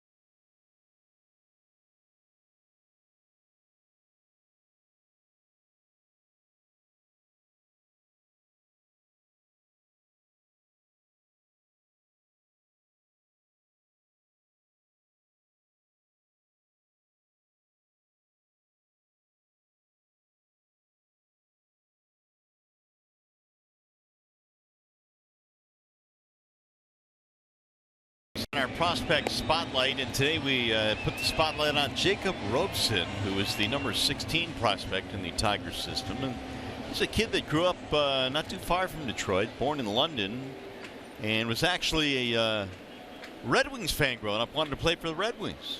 He hit 186 in his first 2 years at Mississippi State, and then his junior hit 324 and put himself on the map. But what a nice career he had in college, and is having a real nice start to his minor league career. Tigers fan, Red Wings fan, and now in the Tiger system. Could play all 3 outfield positions too. He made only 1 error in college in over 1,000 innings. Wow. So he's a good defender. Wallside windows pitching change now. Here is Sonny Gray. Well, this is when Sonny Gray gets to pitch these days, when the Yankees are trailing, because he has struggled mightily this year in the rotation. 119 innings. Sonny's got an ERA over 5.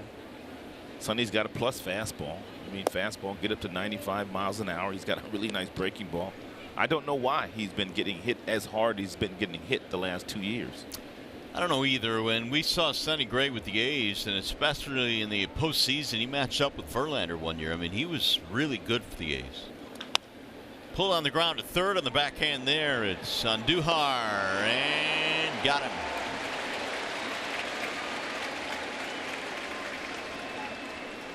Here's a little bit more footage on Robeson and what he's been able to do in the minors. I mean, he's got some wrist assists when he's swinging that bat. I mean, it's not a real short, not a real big swing. I mean, just uses his wrist very well.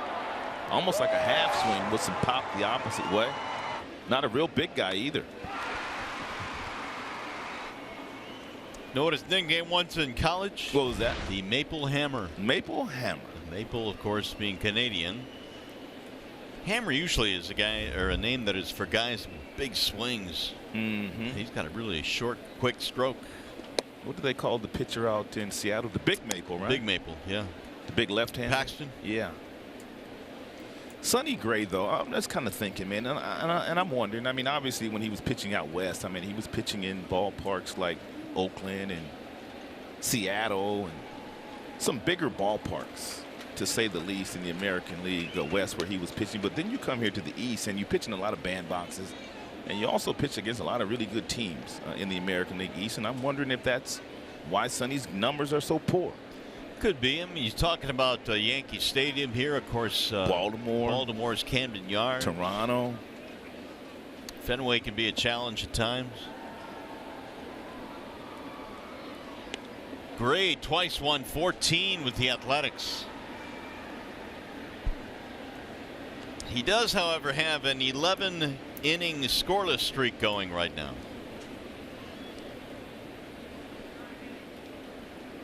McCann has fanned twice in this game. Not anymore. Base hit to right. That Ofer is gone. Tigers now have 11 hits. Let's bring in Johnny Kane. Hey guys, out here with the Yankee faithful in right center field. You know, we were fortunate before today's game to catch up with former Tiger and current Yankees hitting coach, that being Marcus Thames. And you know, you look at the tools that are available to him, and we saw Luke Voigt, who's really exploded onto the scene. Then of course you have the young guys in Andujar and Torres, and of course Giancarlo Stanton comes over from his MVP candidacy of a season ago. So really he's got now the Yankees here to turn 2. There you go. I'll pick this up a little bit later on here, Mario. All right, Johnny, 4-6-3 on the double play, and that's going to end the top of the 5th.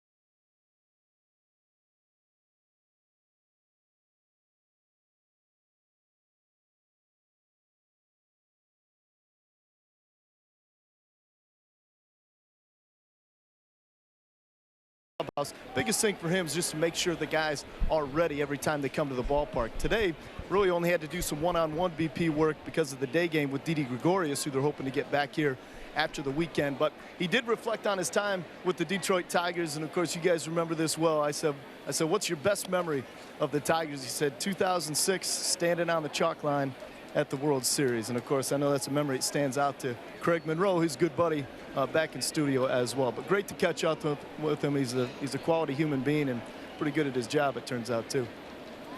There is no doubt he is a very good guy. One of my favorite Tigers when he was part of that 06 team, and has popped up to second base. You know, there's a misnomer, I think, Rod, that when you're a hitting coach for a team that has as much talent as, say, the Yankees, that it's easy. It's a great position, but there is so much pressure that goes with it. Anything but easy. He might have the worst job of anybody, to be honest with you. I mean, because they're expected to do well, and if they don't do well, guess who's going to get the bulk of the blame? But Marcus Thames is one of the most humblest professional athletes I've ever been around. He had a lot of power, man. I mean, he had huge power. As a matter of fact, you know, I called him country strong.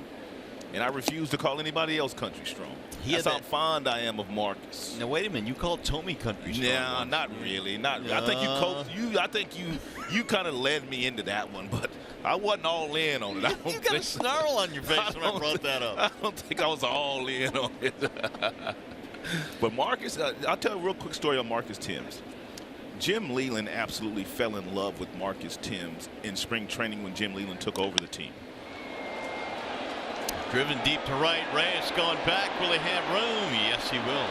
And Jim Leland said he had one goal in mind in 2006, and that was to keep Marcus Timms on the major league roster the entire season. He wanted to make sure that Marcus was able to start to get a pension. His mother, a veteran, she was in a wheelchair, and Marcus obviously had to help out the family financially. Jim Leland is a wonderful human being, and he wanted to keep Marcus in the big leagues. Of course, Marcus hit now. He did his job with a lot of home runs, but he's not there if it wasn't for the skipper. Yeah, the sentiment is certainly valuable, but as you mentioned, Marcus still had to get the job done, and he certainly did. I mean, Marcus, I think at one point in time, man, he had like homered in 5 straight games. Yeah, I remember that. Good year, man. And he wasn't getting consistent playing time either. Boyd goes to work now against Aaron Hicks. 2 gone. And a wave and a miss. We're in the bottom of the 5th. Tigers lead 7-3.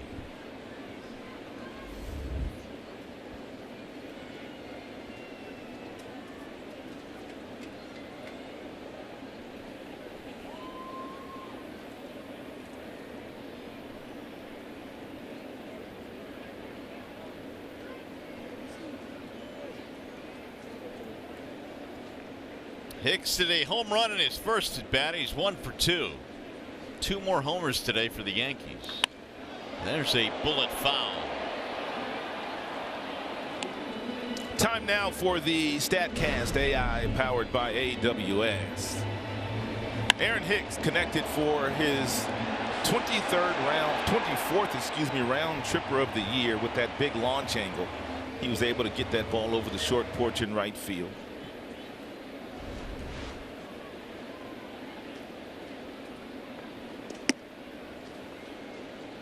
So the Yankees have 32 games this year with at least 3 home runs, and they've got 2 in this ball game here today. It's just what they do. They hit homers, but today the Tigers have the lead.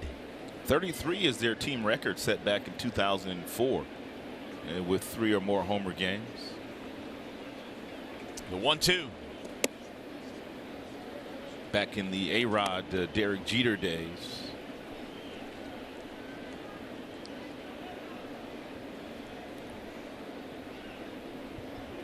Matthew now will throw his 80th pitch of the afternoon. And he strikes out Hicks with it to end the inning. 1, 2, 3, 5th. Tigers will go to the 6th with a 7-3 lead.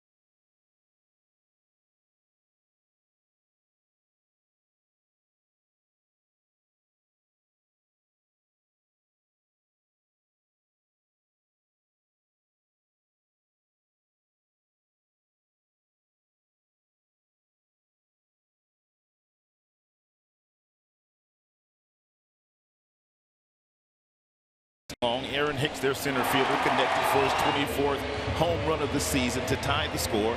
But the Tigers' bottom feeders today, it would be Rodriguez, it would be Lugo and Reyes. They've been getting busy. 6 hits combined between that trio.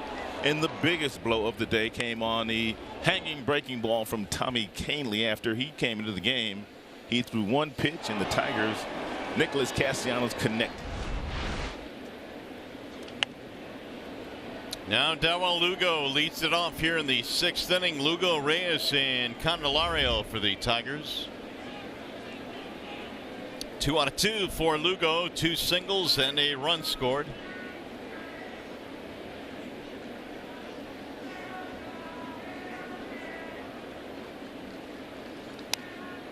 Lugo, we mentioned, came over in the J.D. Martinez deal last July for the Tigers, and for the Tigers, not only did they get Lugo, but they got a shortstop by the name of Sergio Alcantara, who right now is at Double-A Erie and hitting .275 there. They are very high on him as well. The 0-2.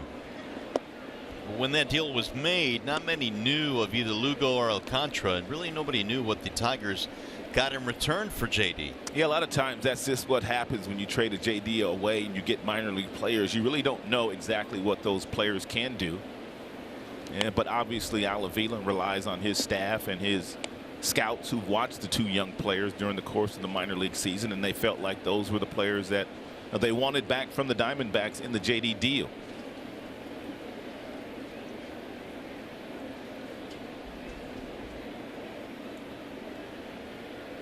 Gray now with the 1-2 pitch. It did not go. Carlos Torres said he held up. In the series, the bottom 3 Tigers hitters are hitting at a .372 clip.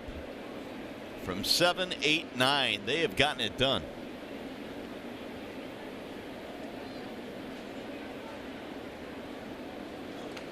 Slow roller towards second. And Lugo is out 1 away. Let's bring in Johnny Kane again.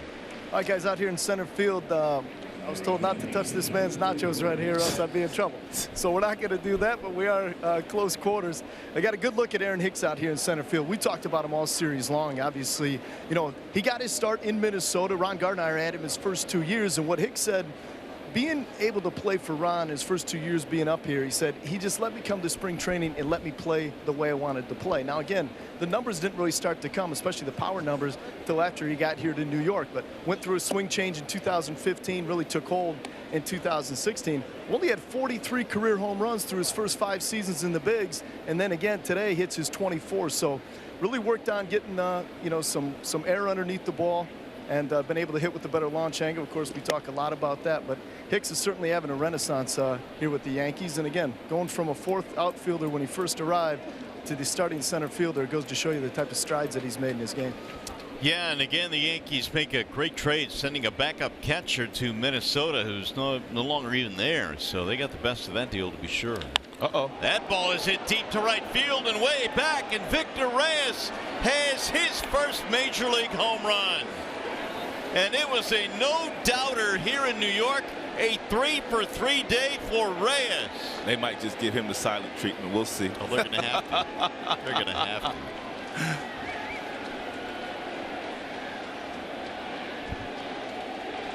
No, they're not. That's wonderful. Look at those guys. I don't think I've seen the dugout that happy this year, Mario. No, and they should be. Victor Reyes, man, what a great young kid. He's got 2 doubles in his first major league homer today. Look at that smile. A day he will never forget here at Yankee Stadium.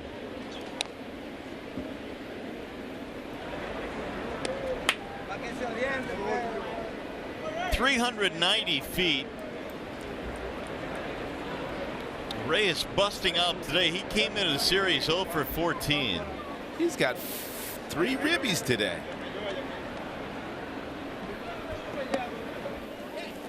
Well, I hope they get that ball back for him. And they usually throw them back here. Yeah, they do. That's right. There's usually no issue. Yeah, no issues getting them back here. They toss them back. He's still getting hugs, man. That's wonderful. You can tell they genuinely love the kid. Before today, he only had 5 extra base hits all season. Today, he's got 2 doubles and a homer. Salary drive. Don't think so. Here's the 1-2 to Jamer, and he looks at a ball outside.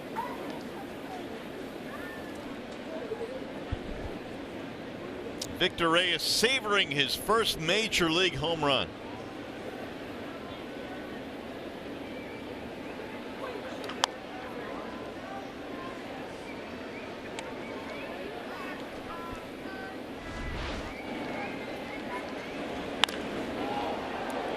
He knew it was gone too. As soon as he hit it, he started trotting like he's done it before. You walk into the clubhouse, and Victor is probably the most quiet guy in the Tigers clubhouse.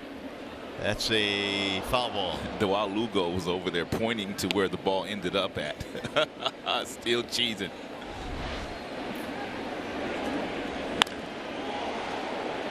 He hit that ball up in the second deck. I did not realize that ball got up there. That was a no-doubter.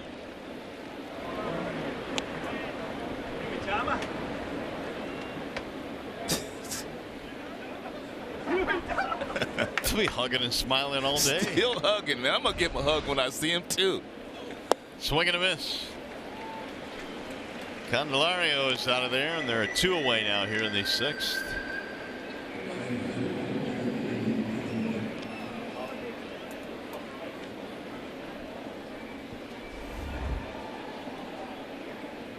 Here's Jacoby Jones.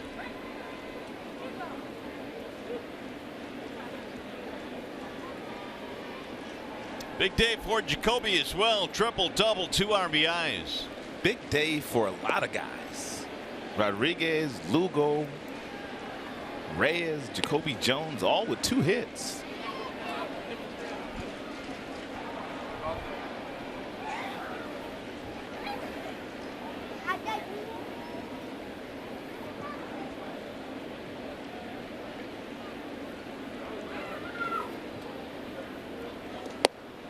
One ball and 1 strike, 95 there from Sonny Gray. Nothing wrong with the arm strength of Sonny. Still got a good breaking ball. He's always had a great curveball. He was teammates with, well, not teammates, but he and David Price went to the same school, Vanderbilt.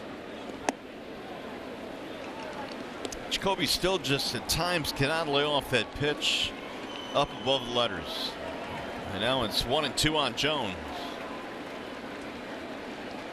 Tigers offense busting out today. They've got 8 runs on 12 hits. And a strike 3, swing and a miss to end the inning. What a day for young Victor Reyes. Double-double homer. His first in the big leagues. 8-3 Tigers.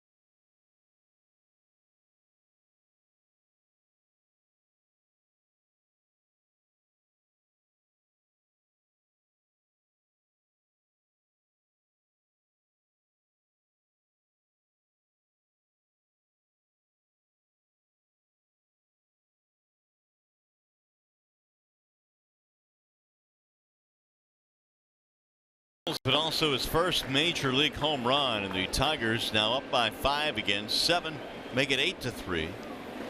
And back to work goes Matthew Boyd. Matthew Boyd making his first ever start here in Yankee Stadium. He's done well. He's only given up 3 hits on 5 runs. Yeah. 2 of those solo shots. Homers to Hicks and Voit. If you're going to give up homers, you want to give up solo homers. Matthew gave up 2 runs in the first, looking like the Yankees again might be bringing out the big bats, but he has silenced them most part the rest of the way. He's got the middle 3 in the lineup here. Andujar looks at a ball outside. He's got a 3-0 now on Miguel Andujar.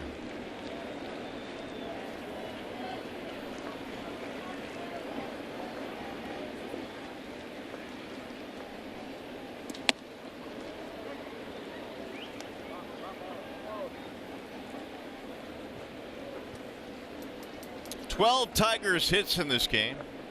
1 more homer for the Tigers, and we get curly fries.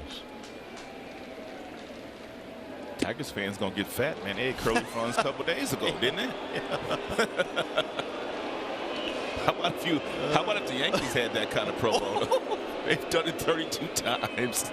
They put Arby's out of business. That's funny. 3-2. And that is ball 4. Leadoff man on.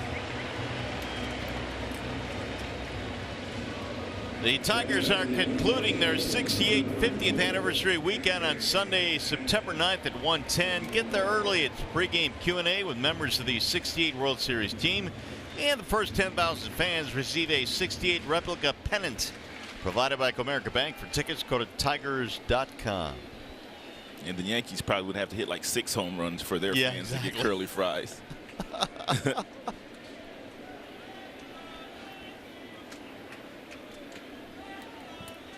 Here's Gary Sanchez. And now Boyd has lost his rhythm a bit, so McCann goes out to the mound. And we'll start to see a little stirring out in the Tigers bullpen. Guys will start to loosen up a little bit.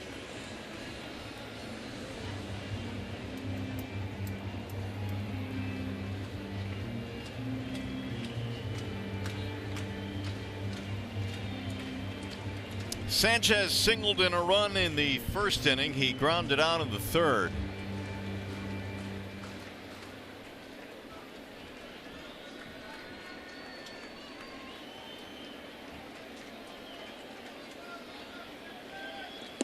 Yeah, you were talking about this a little bit earlier, but I think you're right. The Yankees probably looked at the schedule they had with the White Sox before we came in, and the Tigers rolled in thinking, well, these are 2 teams that are struggling. We should pile up some wins here. Yep, they came in too. I think they had won like 8 games in a row when they started this homestand, and they were only 6 games back of the Boston Red Sox when the homestand began.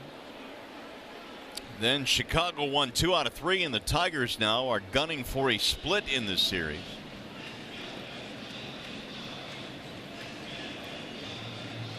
One and 2 on Gary Sanchez. They are still without Aaron Judge. They thought he was only going to be out about 3 weeks initially when he got hit on his right wrist, and it has turned into what, 6 weeks now? It has, and counting. And he hasn't picked up a bat yet. Swing and a miss. He left the strike zone. Got him on strikes. Time for game break now. We go to John Keating.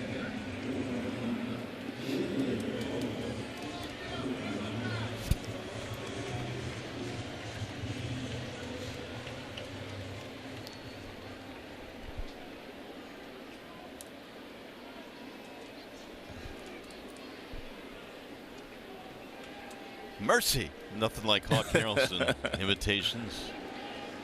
He had a lot of them. Yep. Long and storied broadcasting career for the Hawk. Here's a strike call now on Gleyber Torres. Hawk was a player. He was a general manager. And now a lengthy broadcasting career. Torres 0 for 2. Tigers playing to pull. And Matthews had good success up top. 0-2 the count.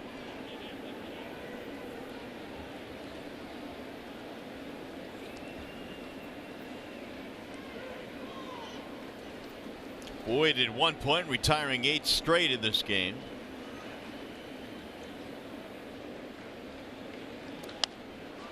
Fly ball left field shallow. Here comes Matuk on the run.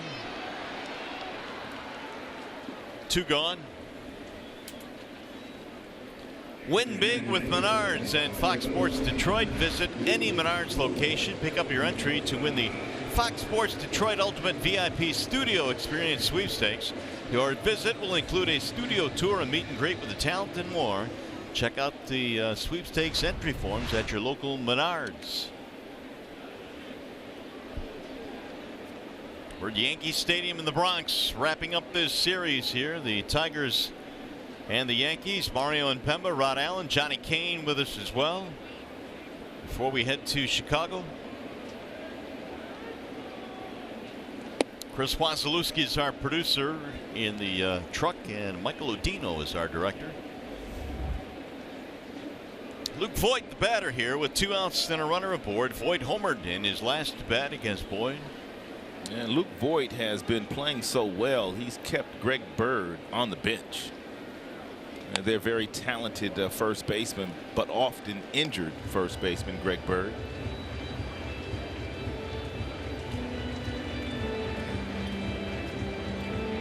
I thought Bird was on his way to a big career. The Yankees still believe he can have a prosperous career, but they just got to keep him healthy and on the field. Bird has 11 homers this year. Had not been able to get off the bench in this series. It's a good fastball there thrown by Matthew Boyd at the top of the strike zone against Voigt at 93. Matthew closing in on 100 pitches.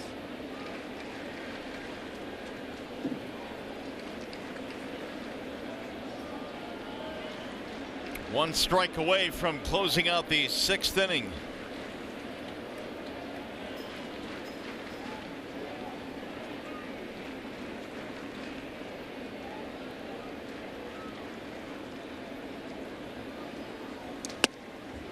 Ball 2. Wouldn't chase that one. And now Matthew probably will go with the backdoor breaking ball. Started off the plate, see if he can catch the corner.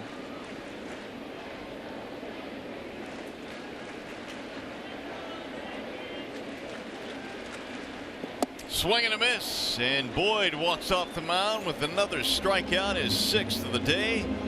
6 in the books. Tigers lead 8-3.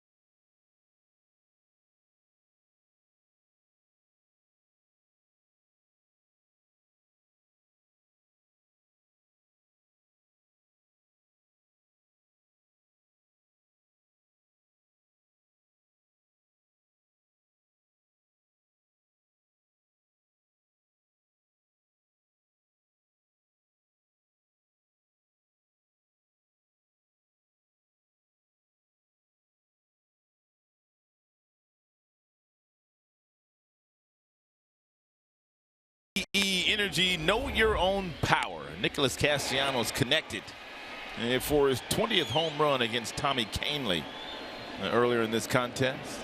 Came back in the 4th frame. One of 2 Tigers homers in this contest. The other belongs to Victor Reyes, his first big league home run. Castellanos, Goodrum, and Matuk here in the Tigers' 7th, up 8-3. Sonny Gray going back to work. Matt Boyd getting the handshake. You know what that means? His day is done. Right. Close to 100 pitches. That's about where they get Matthew Boyd to every start.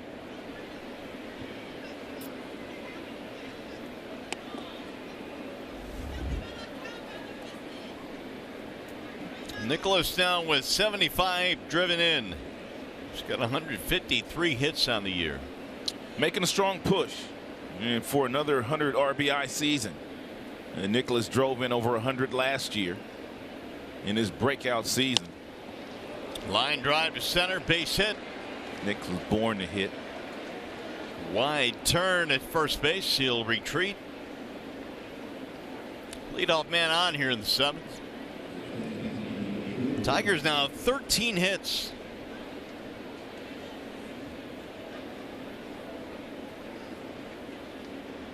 Here is Goodrum, a single to drive in a run in the 1st.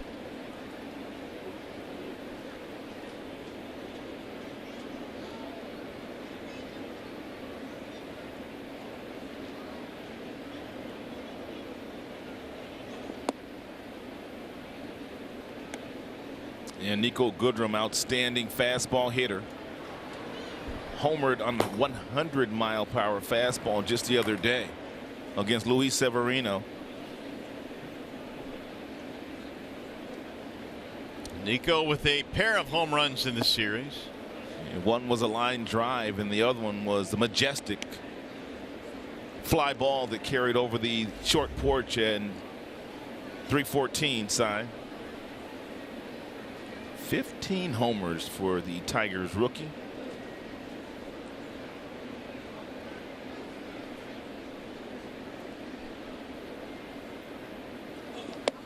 Nico now has gone deep on Betances and Severino in this series. You guys are pretty good. And I think earlier this year, I'm trying to remember, he hit one against Paxton too, I believe. So he's got some pretty good pitchers.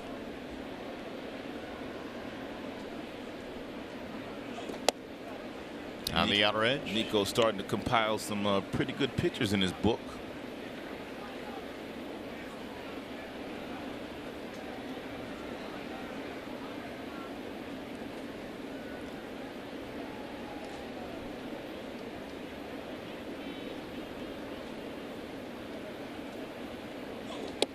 High ball 4. That'll be a walk, and the Tigers have 2 on now with nobody out.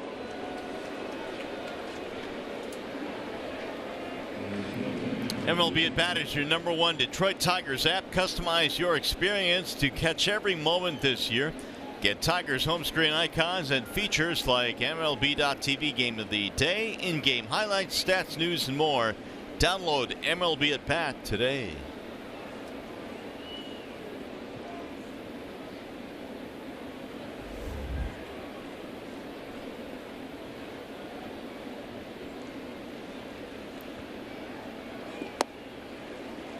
Ball 1 to Mikey Matuk. He is 0 for 3 in this game.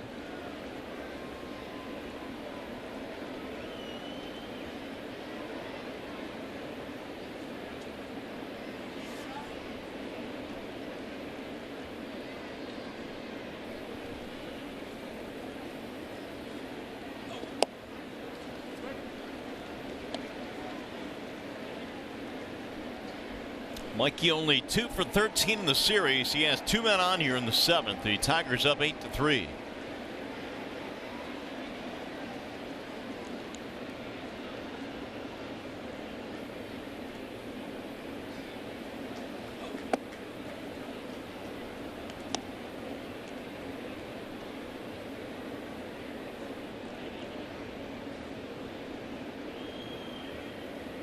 2 strikeouts and a ground out today for Matuk. 13 Tigers hits in this contest. Here's the 2-1 from Gray. Fouled back. 2-2.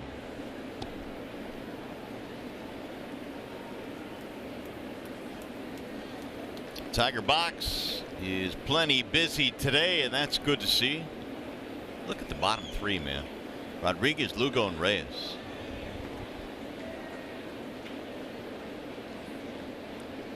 Bottom feeders. They've been eating. The 2-2.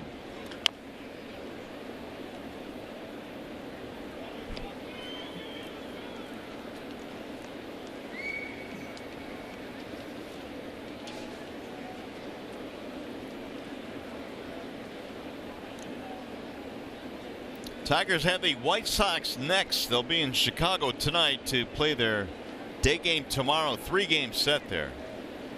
And we'll get another dose of the good young pitchers that the White Sox have to offer.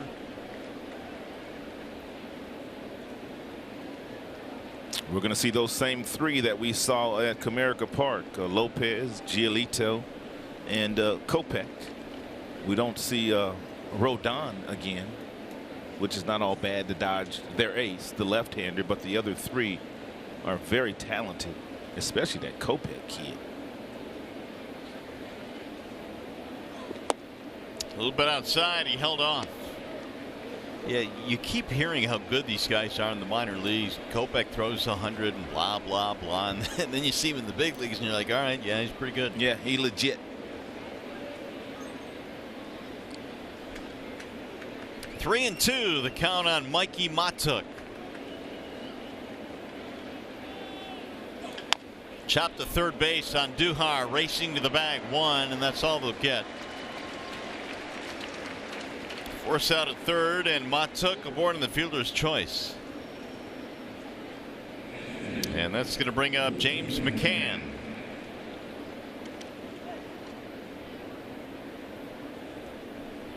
Lance Lynn started for them, then Canely came on in the 4th and Gray in the 5th. Sonny's been on since the 5th inning.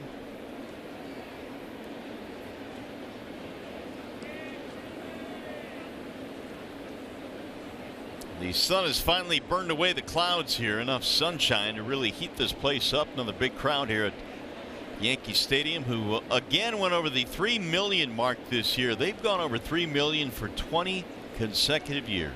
Oh, my goodness. 20.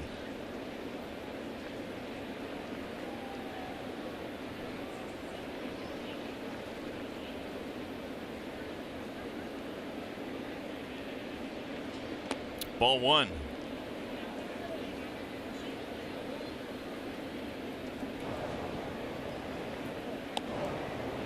More action in the Yankees pen now. It's A.J. Cole warming up. He pitched earlier in the series. Sonny Gray is up to 44 pitches in this relief effort.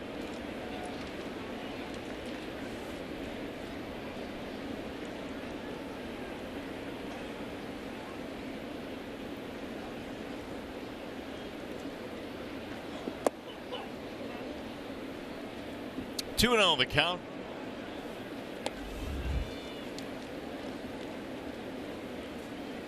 Always wonder about catchers this time of the year and how worn down they get. The weather, of course, is much hotter. They play about 130 games. They're really starting to wear down. It's got to be difficult for them, at least on the offensive end, to produce. This time of the year for catchers, it's got to be murder. No doubt.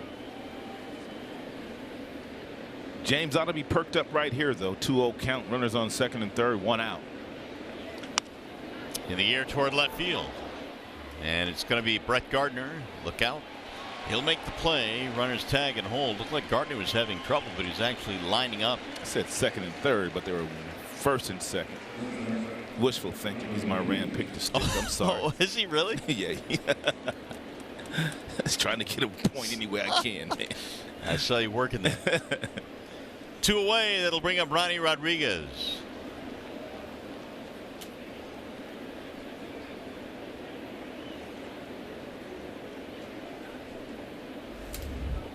Ronnie's had 2 hits, 2 runs scored, 2 out of 3. And really is seeing the lion's share of the shortstop duties now that Iglesias is on the DL. Nico is bluffed back to second. Ronnie's been steady.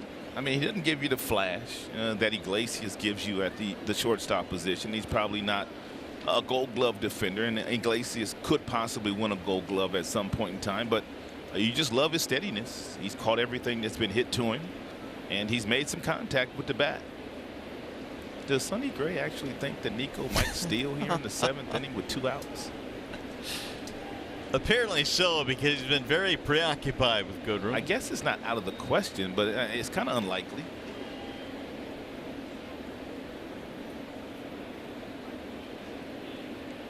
I guess the way Nico showed out in game 1, he came out running the bases the way that he was running them. I guess he's put the Yankees on alert. Man, did he play a really good game on Thursday here. He made an impression, to be sure, when the Tigers really needed it. They played 2 sleepy games in KC, lost both of them. I think with his energy in that game in the very first inning, it kind of got the whole team going, in my opinion. Set the tone? Yeah. And they've been aggressive ever since, especially with the bats.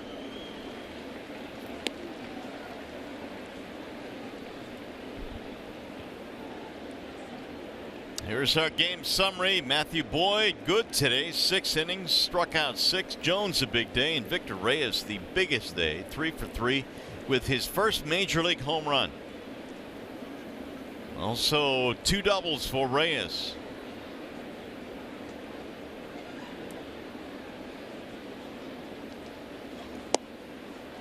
On the outside corner, a strike. Looked a little bit wide, but he got the call. 1-2 on Ronnie.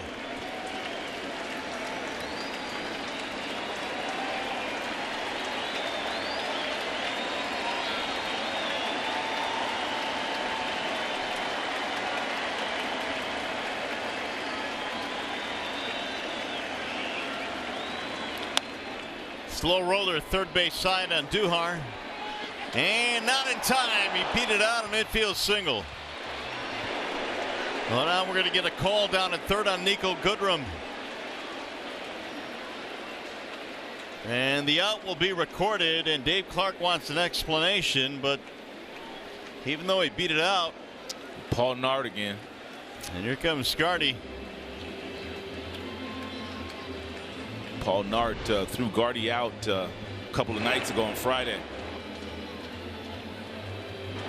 Did he make contact with Andujar? It did not look like he made contact there to me.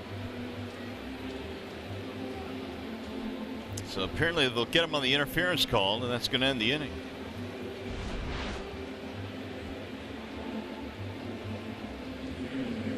So Gardy and Nart having another conversation. But the Tigers won't win this one. That'll end the inning. Coming up, the Consumers Energy 7th inning stretch.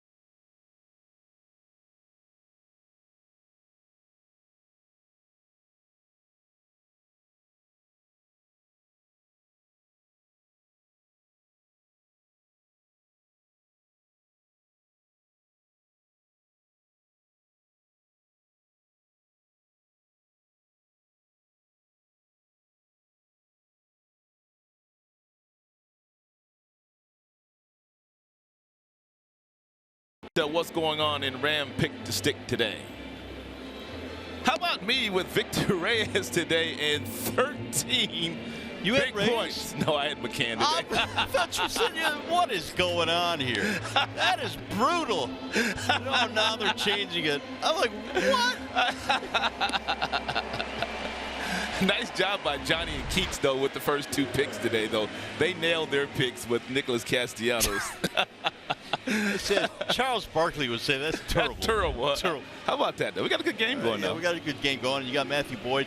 What did you have on Boyd today? Because it was a little bit choppy early on, but he settled in nicely. Man, he settled in nicely. I mean, it didn't look like he was going to be out there long. I mean, especially the way the Yankees swing the bat. I mean, they had homered real early in the game, but I thought he got to some more off-speed pitches today, and not so many fastballs, and that got him off of his fastball, and he was able to get back through it in the last 6 innings. You know, the other thing is we were lamenting this entire series about how the Tigers just cannot get the big hit. Boy, the offense waking up today. How about the bottom feeders, man? Rodriguez and Lugo and Reyes have played spectacular games today. I mean, 7 hits between the 7, 8, 9 hitters. They've driven in a bunch of runs. They've scored a bunch of runs.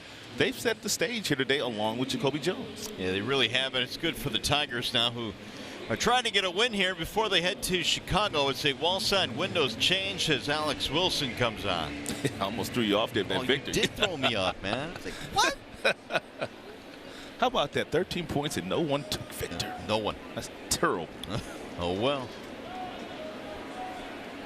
So Willie goes to work here as we head to the bottom of the 7th, trying to protect an 8-3 lead. Tigers 13 hits today. Romine leads it off, and he'll look at a strike.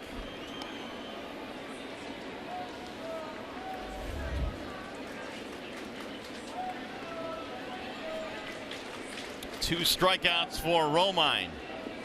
Swing and a miss. He's on his way to another one. 0-2. Alex Wilson has been really good in his last 5 innings. No blemish as far as the earned run average is concerned. He's got 1 win. And he hasn't walked anybody in 4 strikeouts. So Willie pitches some real good baseball here lately. Just missed. Wilson thought he had another punch out there, and 1-2 the count. He will get that punch out here, however, if he throws that real good slider that darts down and away from Romine. Romine more than likely will not be able to lay off of it.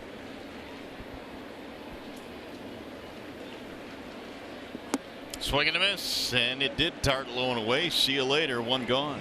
You know it. 7 strikeouts for Tigers pitching. Celebrate the 50th anniversary of the Tigers 68 World Series team. Cardinals in town on September 8th. 6:10 start. Get there early. A special pregame on-field ceremony at 5:15. Presented by Comerica Bank. Tigers.com for more info. It's going to be good to see that Cardinals team, who all of a sudden is on fire. 16 games above 500 in the Central. Right back to the mound, and there are 2 gone. That Cardinal team coming out of nowhere. You kind of wondered if they were done a couple of months ago. And they are back.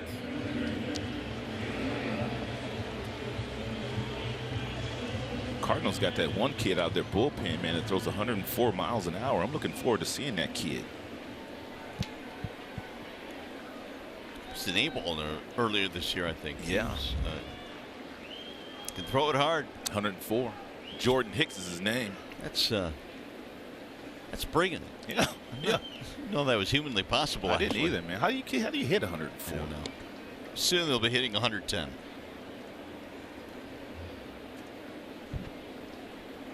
Average velocity for most starting pitchers in the big leagues this year. Average velocity, league-wide, is probably about 92 miles an hour. That's everybody combined.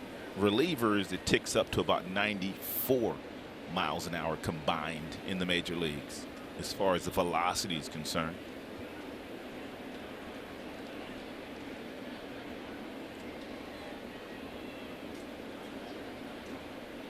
Here's the 1-1 to Gardner, and it's a strike call. Yeah, Wilson throwing nothing but strikes.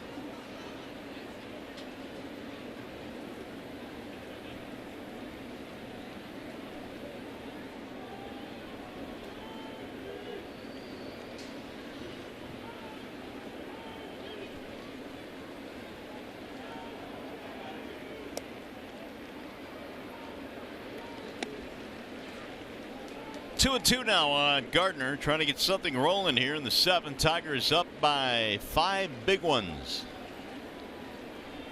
Matthew Boyd goes 6 innings, and now Wilson here in the 7th.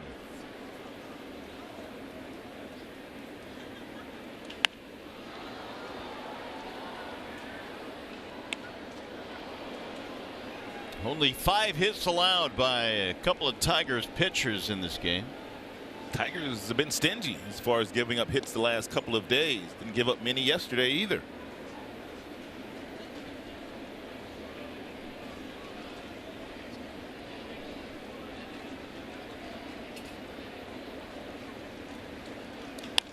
Slap toward left field, slicing. On the move, and it's going to bounce in fair. No, caught. He caught it. Nice running play there by Mikey Matuk. 1-2-3 inning for Wilson. You're watching Tigers baseball on Fox Sports Detroit, presented by Bell.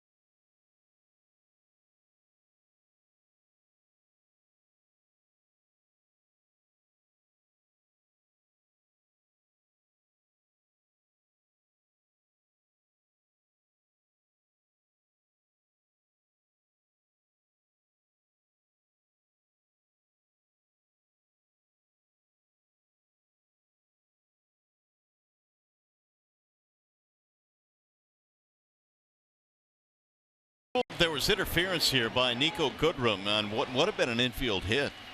But we consulted Rich Marazzi, who is the baseball rules expert, who's been consulting with major league teams since '04, and he said you don't have to have contact for it to be interference. Judgment call. And in the judgment of Paul Nart, there was interference. I could see Paul Nart during the 7th inning stretch. He was sitting there talking to Nico Goodrum, and I kind of read his lips as first batter grounds out. That'll be Dawal Lugo, first out of the inning, and he was telling Nico Goodrum that the fielder has the right of way. We kind of knew that, and I guess in his judgment, Nico Goodrum impeded that in some way, shape, or form. He feels like if Nico Goodrum had stopped before getting to him, then he would have made that play, but I thought it would have been a base hit anyway. That ball was hit so slow. Yeah, and at least from our vantage point up here, and we are so far away from the play, it looked like it really wasn't much interference. But Paul Nart standing right there, and it was his judgment. He made the call, and that's it. But it took a hit away from Ronnie Rodriguez. That would have been his third. Yeah. Goes as a force play instead.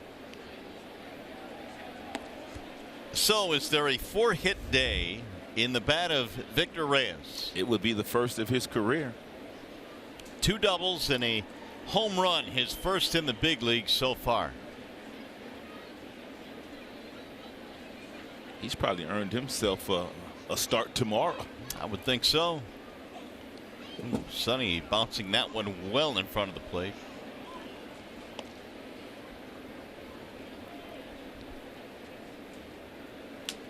Top of the order, Candelario waiting on deck. Tigers lead 8-3.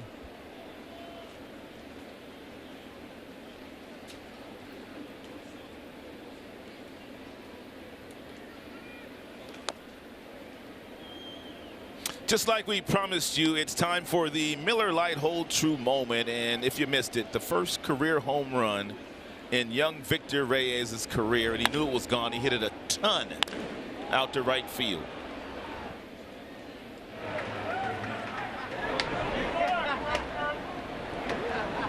Dugout fired up.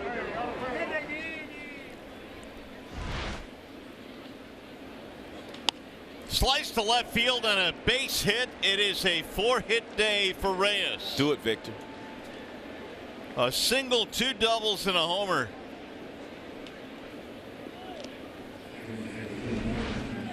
Three of his hits the opposite way today. I mean, that's a breaking ball. And look at the patience of the youngster here.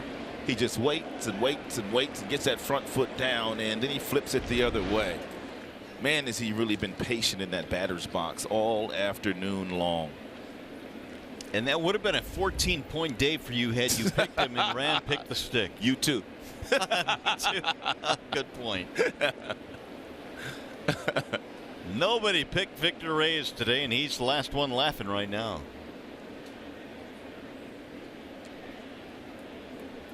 Tigers as a team have 14 hits. Ron Gardenhire down in that Tigers dugout, man. Anytime he can come to New York, it really doesn't matter in what capacity you come. He loves the fact that he can get a win.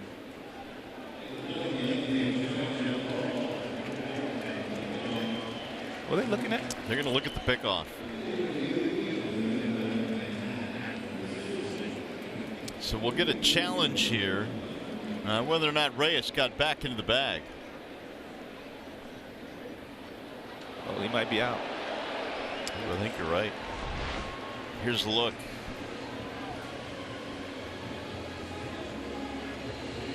Yeah. I don't know from that angle. This one might. Well.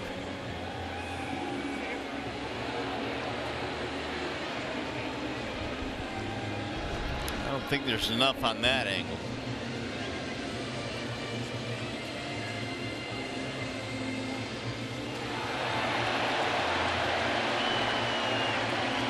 And they called him out. So Reyes has picked off first base. Didn't take long either.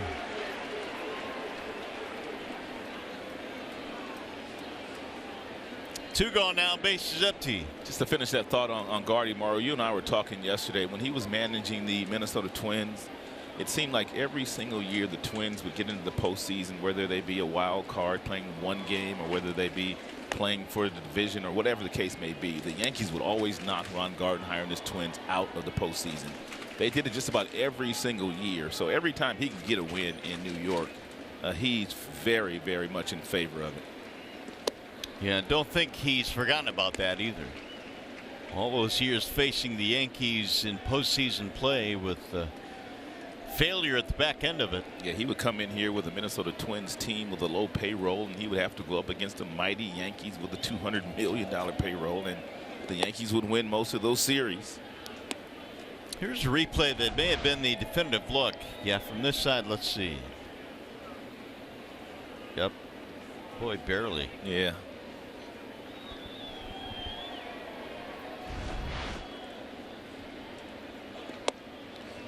Here's the guy that they would like to get going again, and that would be Jeimer Candelario.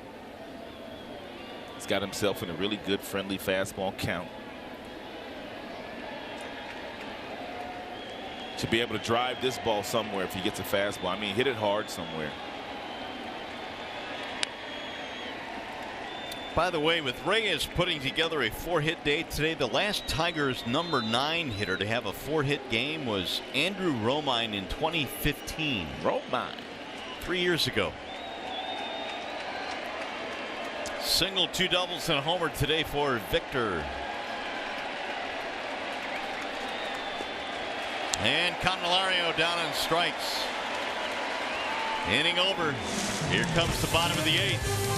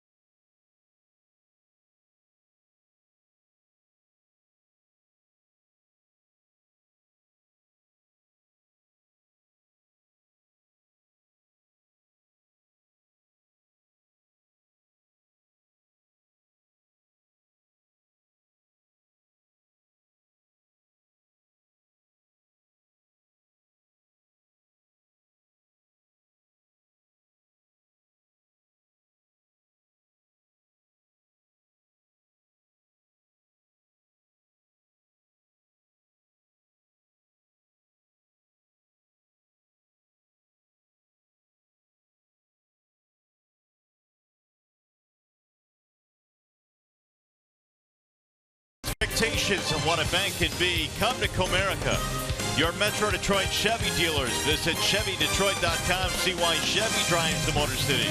And by Wallside Windows. We can do that. We are the factory. Well, it's been a perfect day for the Tigers. Weather-wise, it's been great. And the Tigers' bats have really perked up as they bring a lead into the bottom of the 8th inning. Top of the order coming up for the Yankees.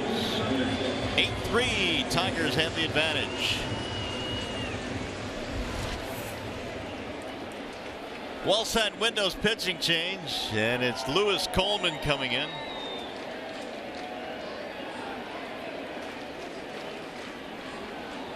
McCutchen will lead things off.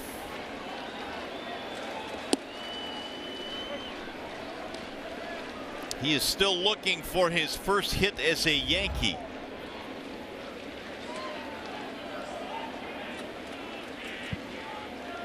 The 0-1. McCutchen nearly connected for a home run in his second at bat today. Took Jacoby Jones to the base of the wall and 399 sign in left center field.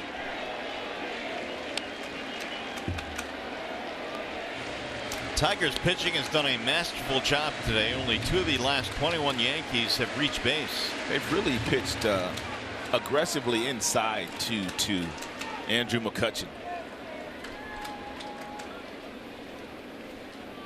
Tarpley, the left-hander, is warming up. He'll be in next, it appears.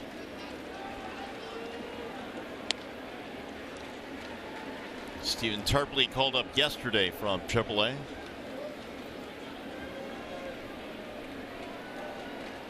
Two and two on McCutchen.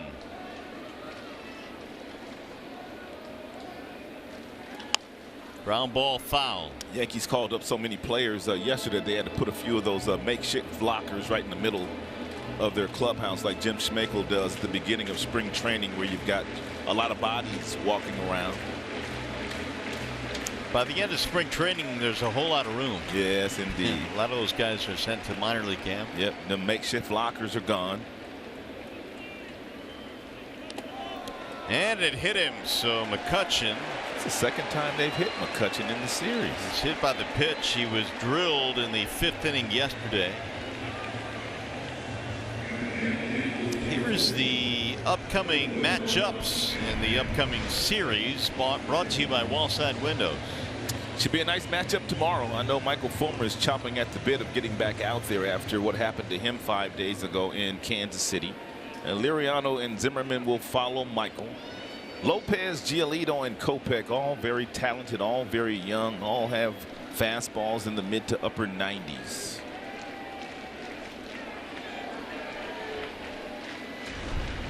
Kopech, as a matter of fact, got his first major league win against the Tigers a couple of weeks ago when they were visiting Comerica Park. Yankee fans trying to start a rally here. There's a ball outside to Aaron Hicks. And all 3 of those guys were acquired from other teams. Lopez, Giolito, and Kopech. The Nationals and the Boston Red Sox. Trying to rebuild, and those are going to be 3 corner pieces, you would think. Absolutely.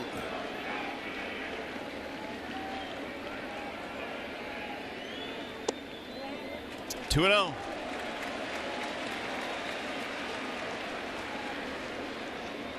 Wilson had a 1-2-3 7th inning. Now Coleman here in the 8th.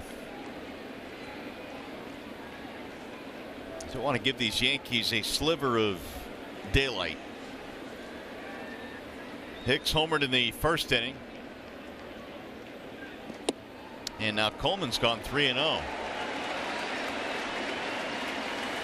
Candelario, Lugo, and Nico on the right side of the infield. That's exactly where Hicks hits the ball when he hits it on the ground.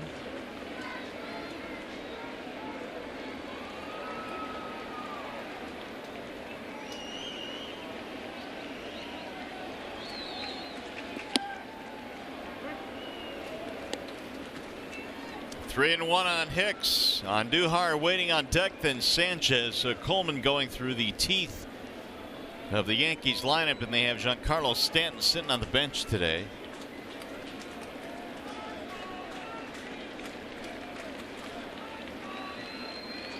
Walked him. Hit batter and a walk here in the 8th.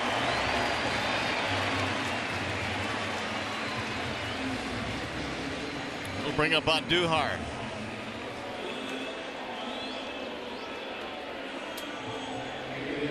Some stirring now in the Tigers bullpen. Coleman needs a ground ball here. Rick Anderson coming out to buy some time for that pen.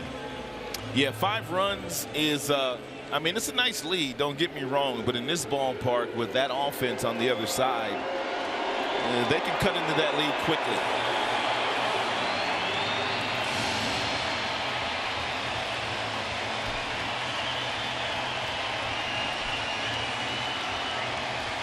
Well, we hope you'll spend Labor Day with us tomorrow as we watch the Tigers head to Chicago and take on the White Sox. All of your game coverage begins with Tigers Live at 1 right here on Fox Sports Detroit. First things first, taking care of the Yankees.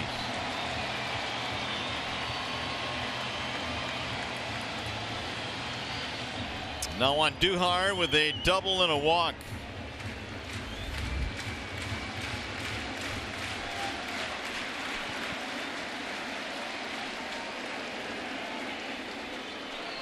And Duhar has been on base in 16 consecutive games for the Yanks.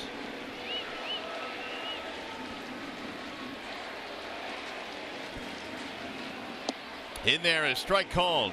The one thing regarding guys like Miguel Andujar and Gleyber Torres, rookies, they've never really played in the month of September. Most minor league seasons only last 142 games, so you wonder how these guys will get it done in September, where a lot of the younger players are usually getting tired.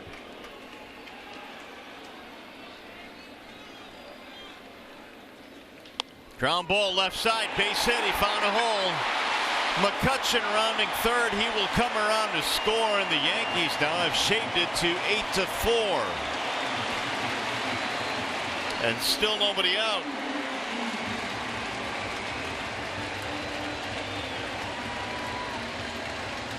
It's a pretty nice at bat here by the rookie Andujar. It's a breaking ball that's down, and he stays with it, and he hits it right through the left side of the infield between Candelario and Rodriguez. McCutchen with that real good speed, no play on him. And remember, the Yankees do have Stanton on their bench too today, should a situation come up where they could tie the game with one big swing of the bat. Ron Gardenhire has gotten up out of his seat. It's not as comfortable as it was a couple of innings ago. Well, if Sanchez reaches, that would bring the tying run to the plate.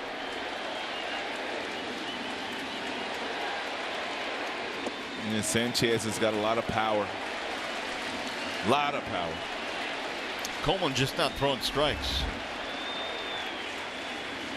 Sanchez singled in a run in the first inning, came off the disabled list yesterday. And all Lewis needs right here is a ground ball to quiet this crowd down. 6-4-3 double play. 1-1.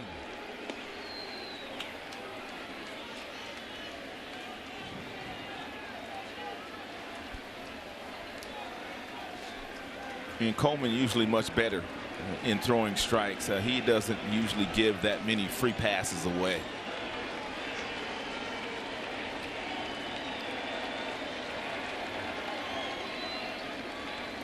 Ground ball, third base side, fair ball. Candy tags the bag one, throws to first, safe. He looked at second briefly, and that may have cost him.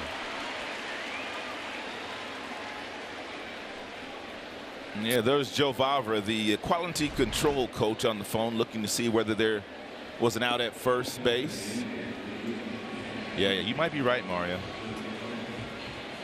I mean, that's the kind of play right there where if you're not going to go to second initially and go 5-4-3, then you have to go 5 and across the diamond. Break there for the Yankees because Coleman almost got that double play he desperately needed. Marcus Timms told me yesterday something regarding Gary Sanchez. I know a lot of baseball fans out there, and a lot of Tiger fans may not know, but before he went on the disabled list, I mean, he had one horrible game where he was just loafing and wasn't running. And then it ended up he was hurt. He went on the disabled list, but people didn't know that initially. But Marcus Timms told me yesterday that he doubts very seriously if he'll ever see Gary Sanchez not hustling on a baseball field again. He said he was embarrassed. One of those maybe career turning moments. Changing moments as well. He ran hard that time and just beat the throw. Here's Marcus. 2 on with 1 out for Gleyber Torres. Inside now, 2-0 on Torres. I wonder if Candelario could do it over again, whether he would go 5-4-3 double play. You end up with a runner on third base, but I think you get the double play that way with Sanchez running. I agree. I thought initially that's what he's going to do, but I think his momentum took him toward third, and he felt he had to go that way. But I think a 5-4-3 could have been turned there.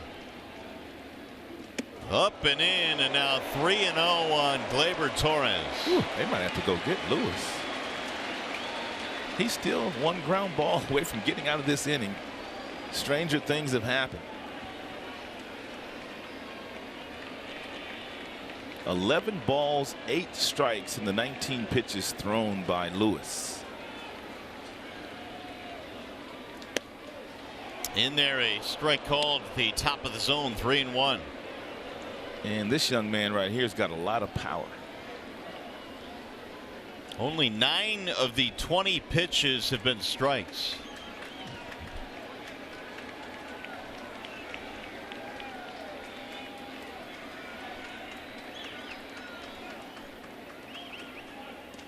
Walked him. That's going to load the bases. This get him now. This crowd would go crazy if Stanton came out of that dugout, man. He's lurking on the bench. Here comes Gardy. It's going to be it for Coleman, who hits a batter, walks 2, and gives up a single. Although in his defense, he probably should have gotten the double play on the previous batter. It's going to be it for Lewis, so the Tigers go back to the bullpen. We'll be back.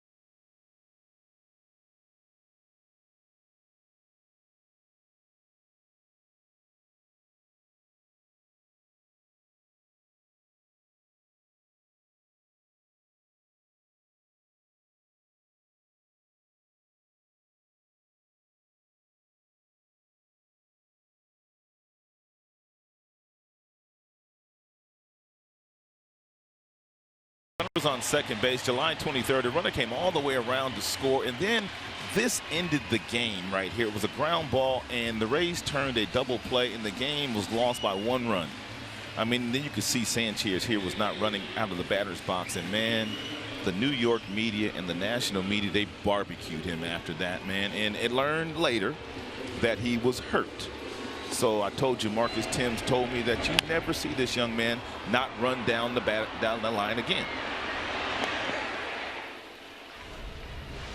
He was just able to beat that throw, and that kept the inning going now. It's a bases loaded situation for Luke Voigt. This is probably the most stressful situation that the youngster Victor Alcantara, has pitched in his brief major league career. The bases loaded, 1 out. in Yankee Stadium. Can you think of another stressful situation this young man has encountered? He has typically come in clean innings. In other words, at the beginning of the inning, not with the bases loaded at Yankee Stadium. He kind of has ice water in his veins, though. That was a real good two-seam fastball down in inner third against Voit. Stanton still has his pullover on. Yeah, he's still chilling. You got Andrew Romine on deck, man. You'd think that they would take one shot, wouldn't you? Austin Romine. Austin, excuse me. Yep, you would think. Chop foul. Two really good fastballs inside, tailing fastballs inside to Luke Voit. Voigt's got a lot of power. Looks like Alcantara is going to jam him with that fastball. Tying run has come to the plate with Giancarlo Stanton. And after those two hard fastballs inside, man, if he could throw a really good slider down and away, he can really get a strikeout here. But McCann has to block it, though, if they go with that pitch.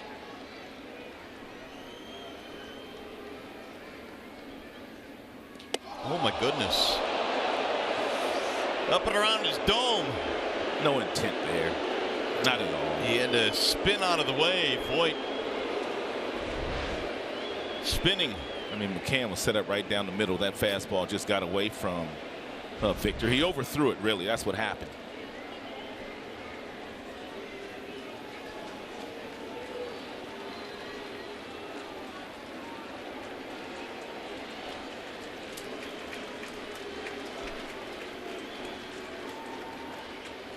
Here's the 1-2.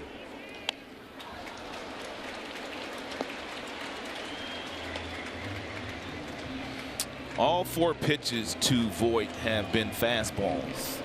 91 to 93.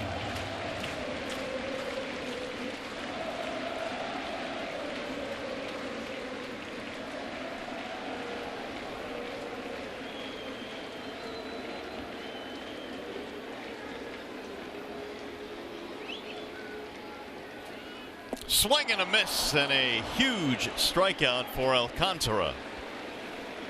2 gone. 4 straight fastballs, and he comes back with an 88-mile-per-hour off-speed pitch. It's a changeup, and Voit couldn't hold up on it. Walker will pinch hit for Romine.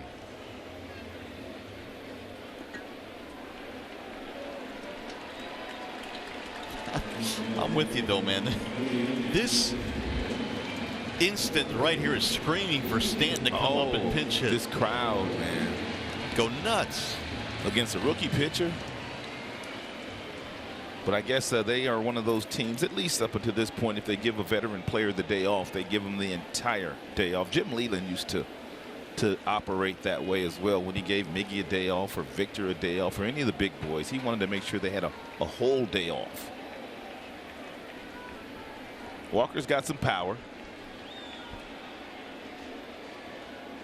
He's got 9 homers this year. Swing and a miss, 0-1. And 8 of his 9 home runs have come batting left-handed.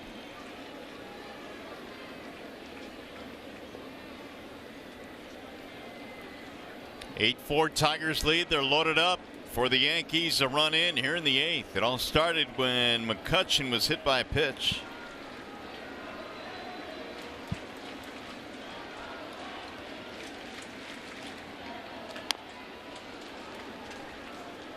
Oh, 2.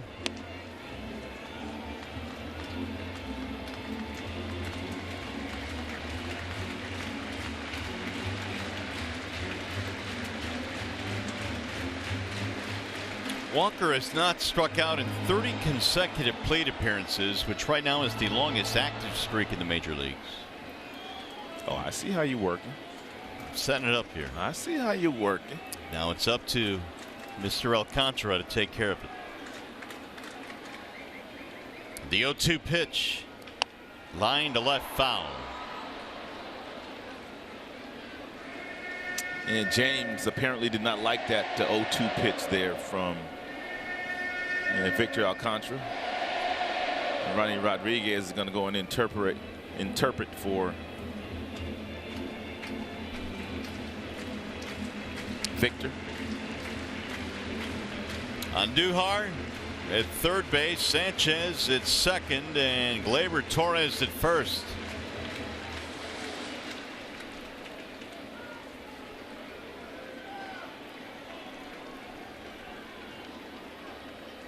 Oh, 0-2 on the pinch hitter Neil Walker. Walker also 2 for 7 as a pinch hitter this season.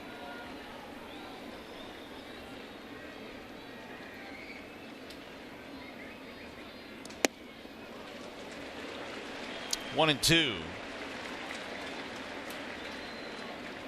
Man, if he could fade that changeup down and away to Walker, he can get a strike 3 here, or he can get some weak contact. The one thing you want to stay away from, you don't want to give Walker anything inside that he can pull. You don't want anything going over that right field wall. Make him hit the ball to left field or center field. Grounder right back off of the pitcher Alcantara, and there will be no play. An infield hit for Walker, and now it's 8-5. I think we're going to see Stanton now, buddy. I mean, I don't know how you can't see Stanton in this spot. You still have to try and win a game, don't you? Nope, they're going somebody else. Bird, I think. Ball right back at Victor, right off his. Didn't get glove on it, hit him on the wrist and went straight up in the air. Head athletic trainer Doug Teeter out to take a look at Victor along with Ron Gardenhire.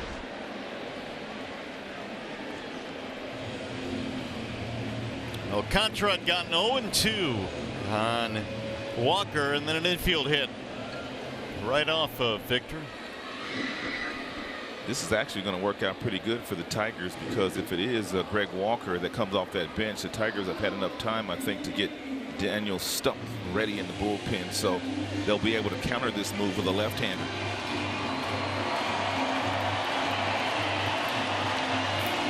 There is Stumpf. He's been warming up since early on in this inning. Now the pinch hitter being announced.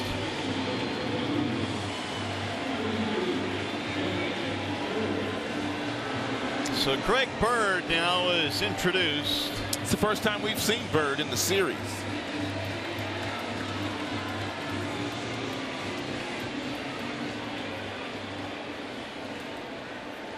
Got to bring in Stumpf here, don't you? We'll see. I mean, he's up. They're going to let Alcantara pitch to him. Tying runs on the bases now. Here is Bird.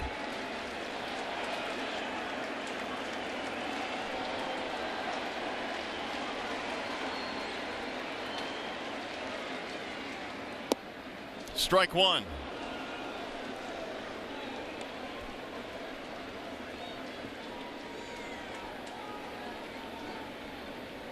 Bird has 11 home runs. He's hitting under 200 though. Batting only 193 against right-handers, 214 against lefties. I guess that might be the number that Ron Gardenhire is looking at. In the air toward right field. Reyes going back to the wall. He looks up, and it's caught. Woo! My goodness. Victor to the wall. How about that? Bird came that close. Reyes says, "Don't worry, I got your back." And they will leave him loaded. Alcantara's thinking, "Oh man, thank you very much." To the wall goes Reyes.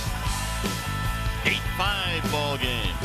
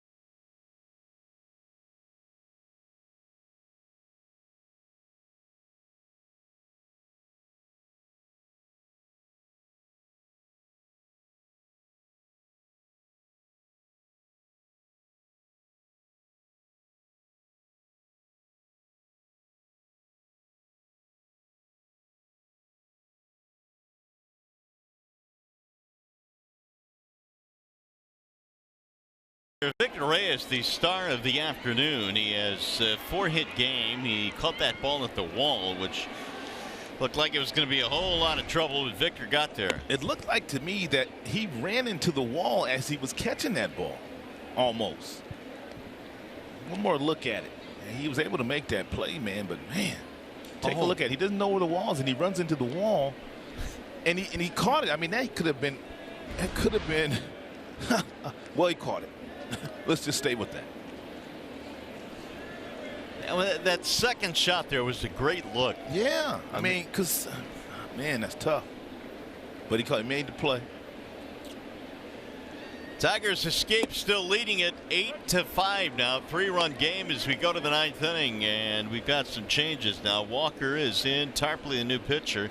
Torres will go to short, and Higashioka is the new catcher. And Tarpley is making his major league debut.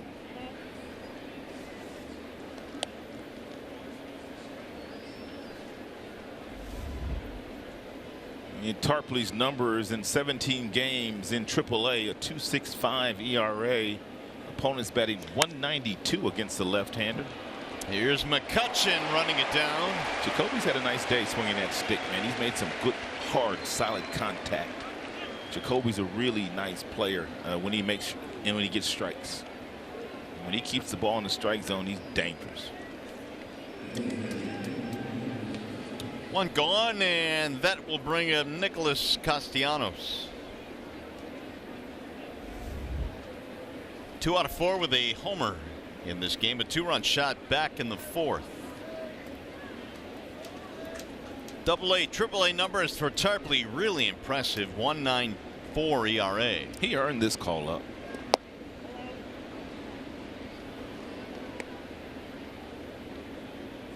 Castellanos also a single in the ball game. Tigers 14 hits today. Nicholas has been one of the best hitters in baseball against left-handed pitching all season long.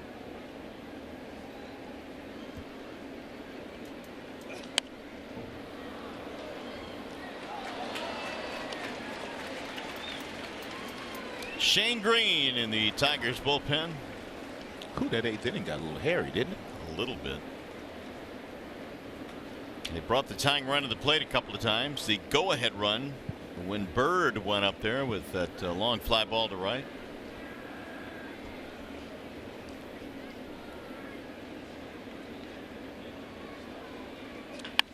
Pulled to third base and through. It's going to go down the line. Castellanos on his way to second, and he is in with another extra base hit. It's a double.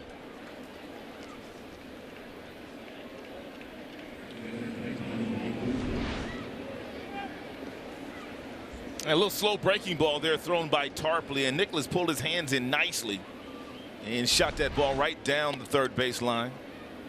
Continues to torture left-handed pitching, does Castellanos.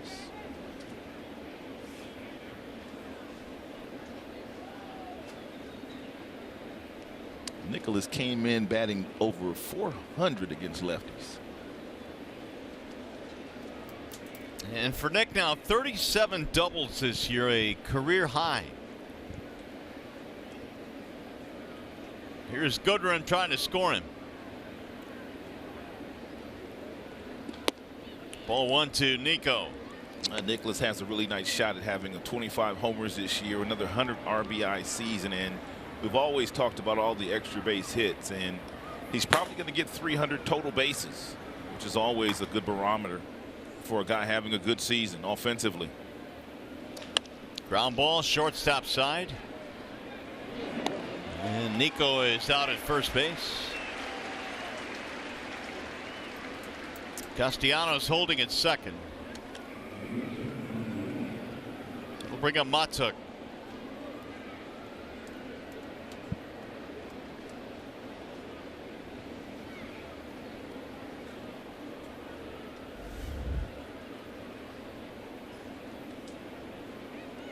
Mikey with 2 strikeouts, 0 for 4 this afternoon.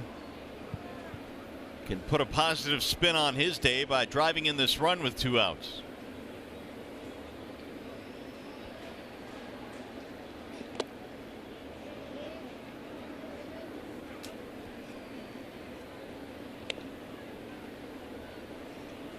15 Tigers hits.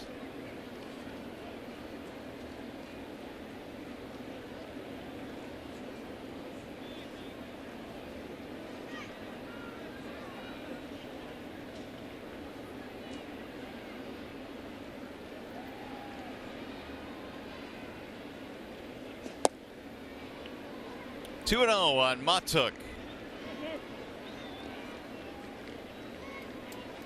Gardner, McCutcheon, and Hicks due up when we get to the 9th inning. That 8th inning, they almost batted around.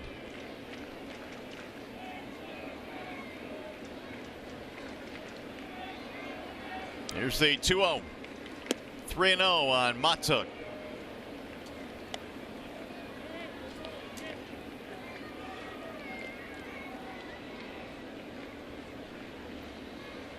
McCann on deck.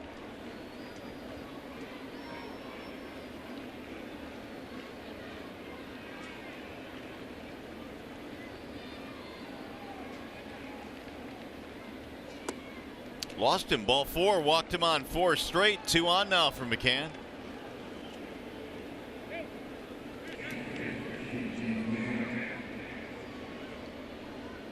One for 4 today for McCann.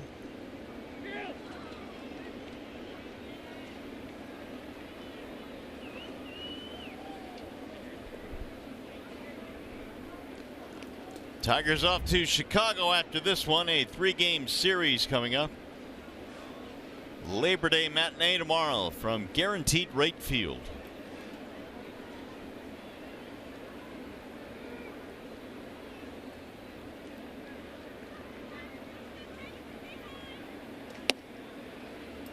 They haven't changed the name of that stadium in the last 24 hours, have they? I don't think so. I want to make sure.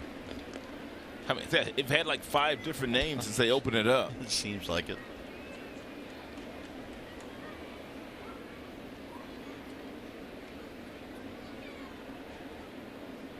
Here's the 0-1.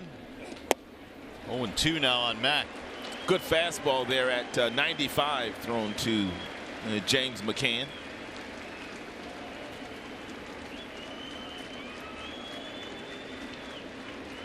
Imagine that, another reliever with a mid-90s fastball. We told you earlier that the average velocity out of the bullpen these days, this is all 30 teams, the average fastballs are over 94 miles an hour. It seems like every year those numbers just continue to rise. Yeah, baseball has never seen this much velocity in the game. Starters, relievers. Lots of hard throwers.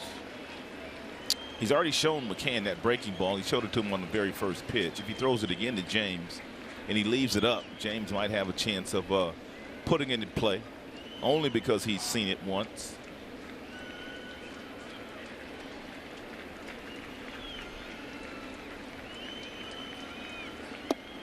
Two and 2 on McCann.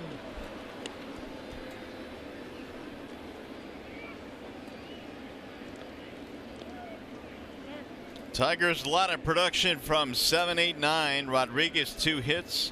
Lugo 2 hits. Reyes 4 hits. It would behoove them to add on here in the 9th inning with 2 outs. Low, ball 3.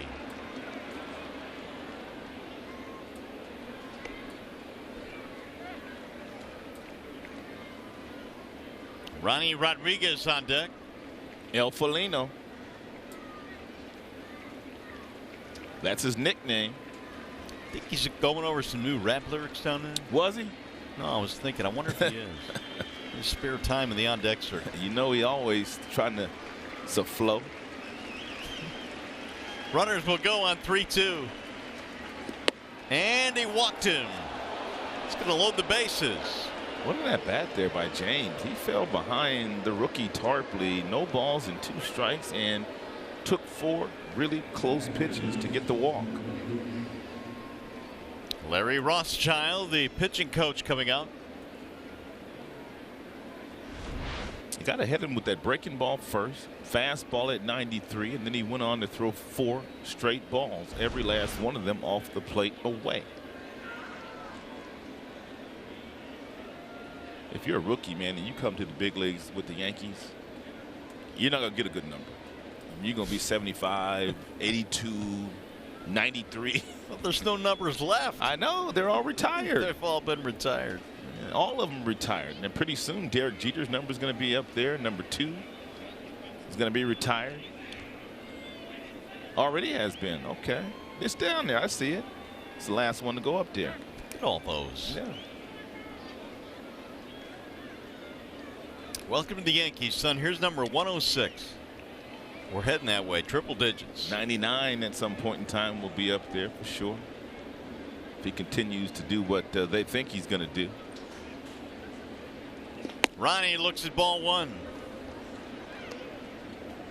Tarpley having trouble throwing strikes.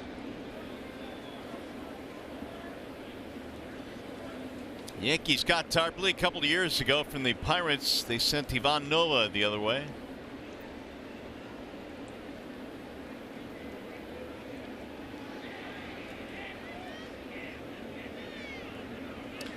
Drill to center field. That's going to be a base hit.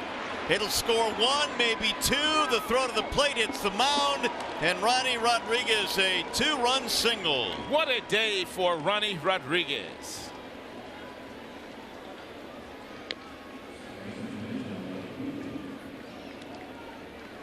Great jump off second base by Mikey Mott. Took 2. That ball was whistled into center field, and Hicks, he grabbed it on 1 hop, and he came up firing home. The ball hit the mound and bounced straight up. That's why you got to always try to get it over that mound if you can get it over that mound, and El Felino is fired up. Ooh, those tack-on runs right there are beautiful. Gargantuan. Although it takes Green out of a save situation. Got a lot of these Yankees up out of their seats, too. They're running to the exits, partner. Dawel Lugo looks at a ball outside. They're headed to the subway.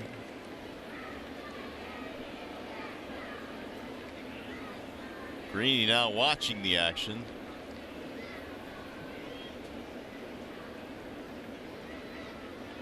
You ever take the subway here? You know, I was about to ask you the same question. Yes, earlier in my career. Same way. When I was younger. Yeah, what is it about when we get older we won't get on that subway? I don't want to deal with it.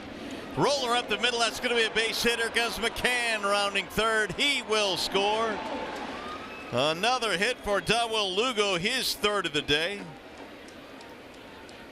Tigers pouring it on now. It's 11-5.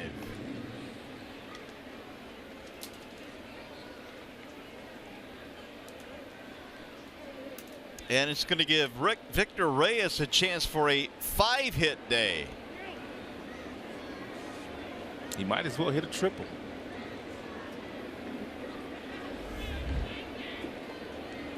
It would give him the cycle. There's a big outfield, too. Yep. One of the biggest outfields in baseball. Center field, left field.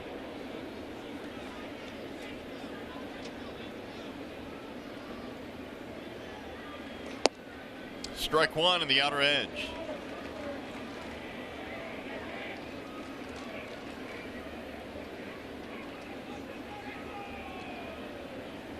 Reyes double, homer, single. The 7 through 9 hitters are now 10 for 14.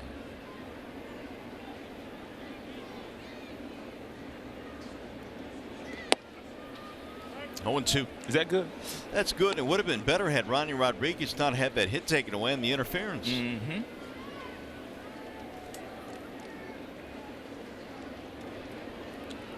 Ron Gardenhire put his babies out there today, the young kids, man, and they just showed up in a big way. Showed up and showed out. Swing and a miss, and Reyes strikes out to end the inning, but the Tigers send 8 men to the plate, get some insurance runs, and we shall go to the bottom of the 9th, 11-5 Tigers.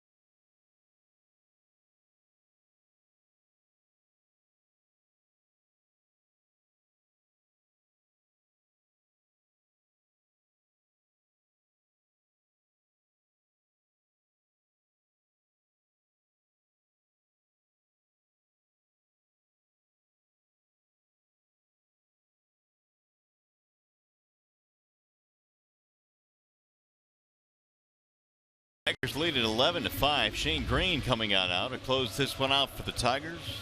28 saves this year for Shane Green. Obviously, this is not a save situation, but he was up and he was already warmed up. So Ron Gardenhire just decided to bring him in anyway, even though the Tigers tacked on a few more runs there in their half of the ninth.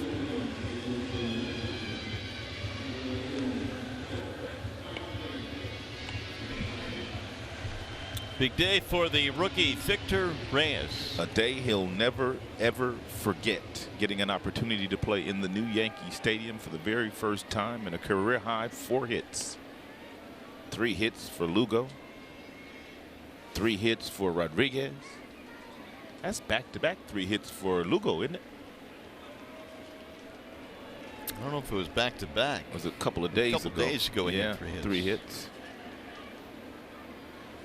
First one home is a strike call to Brett Gardner.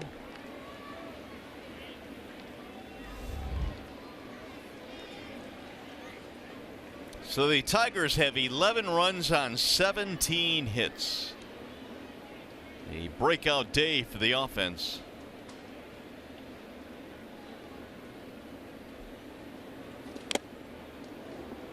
Here's something to chew on. This is the most runs the Tigers have scored in a game since April 25th. Ooh, my goodness. This is August. Oh, no, it's September. September 2nd, right. August. Gone. April 25th. Man. Long stretch. In fact, 115 games worth. 0-2 now on Brett Gardner. McCutchen and then Hicks. 9-1-2.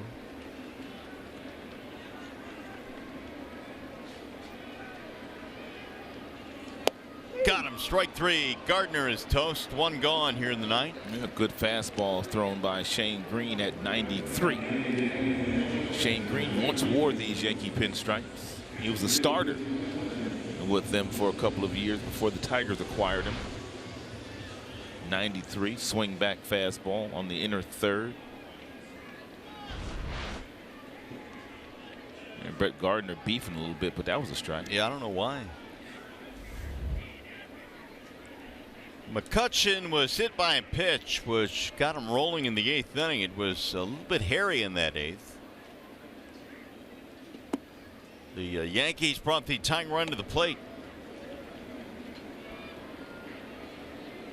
And he nearly tied it. Yeah. Well, Bird would have put him ahead. But that home, if it was a home run in the 8th, flied out to the wall and right.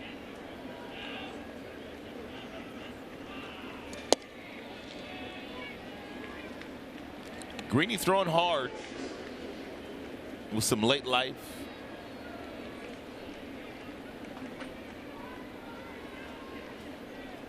It was going to be a save situation, but the Tigers scored 3 in the 9th. 3-0 on McCutchen.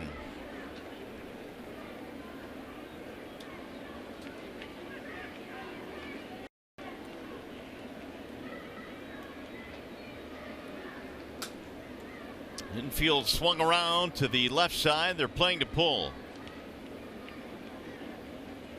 He's taking 3-1.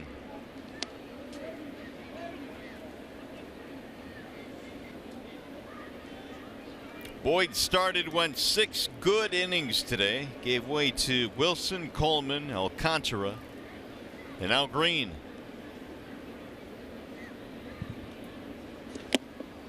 Three and 2.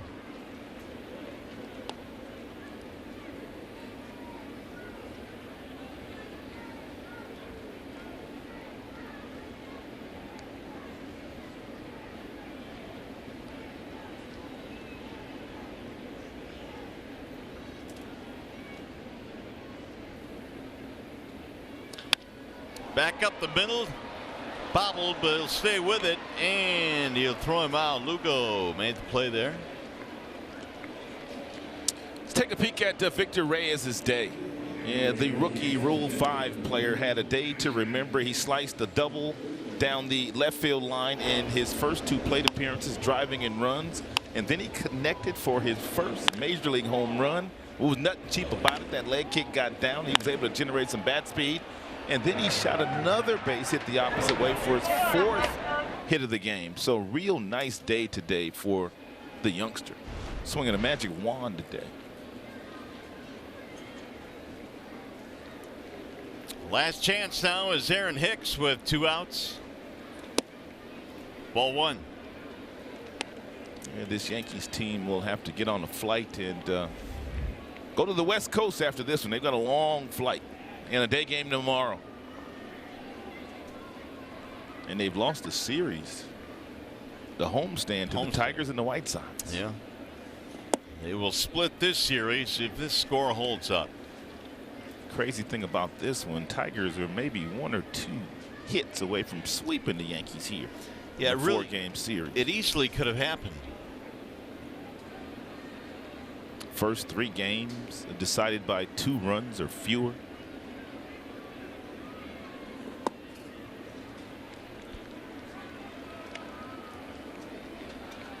(3-0) on Hicks. On deck is Andujar.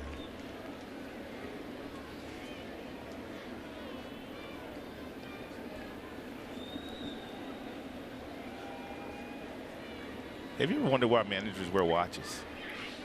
To see how long the game is taking? I don't know. I mean, where are you going? Where are we going? You know what I mean? It's a good question, actually. I mean, you can look at it, but they got times, they got clocks all over the place, and you can't go nowhere. You're gonna be here until it's over. I don't know. Gardy may have been peeking to see if his reservation for dinner is still on in Chicago. A big one right there. You can't miss that one. I laugh, but when I coached and managed, I wore a watch too. Did you? I did. Did you peek at it? Yeah, I did. It's a good point, though. You really can't go anywhere until the game's over. It really doesn't matter. Ball 1, meanwhile, to Andujar. On base 3 times. 441. This one has lasted over 3 hours, but you know what? When you can get a win, it really doesn't matter how long you have to stay out there. And today was a very entertaining, fun game to watch these kids play. Tigers 1 out away from their 55th win. Pulled foul. I had a buddy that's out on the West Coast that is a Yankee fan, but he's a friend of mine, so he's been watching our broadcast for the last 4 days, and he was wondering how in the world had we lost so many games the way that we played in the series. Yeah. He's like, how have you guys lost so many games? The energy in this series is hopefully something they can bottle up and bring to Chicago and beyond. Yeah, carry it over. Runner going, and it's rolled toward third base. Eat it. That's going to be an infield hit. This Yankees team just does not quit. We'll bring up Sanchez with 2 outs, a couple of 2-out base runners.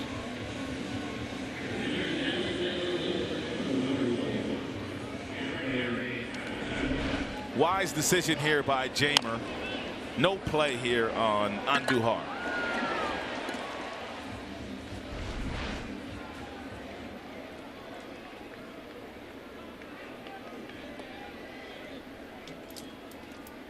Two-out walk, now an infield hit. 3rd hit of the game for Andujar. Now Gary Sanchez.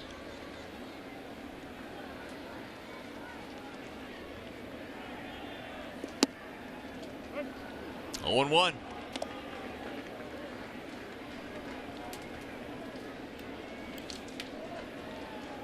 Fulmer and Reynaldo Lopez tomorrow in Chicago. Day game on Labor Day.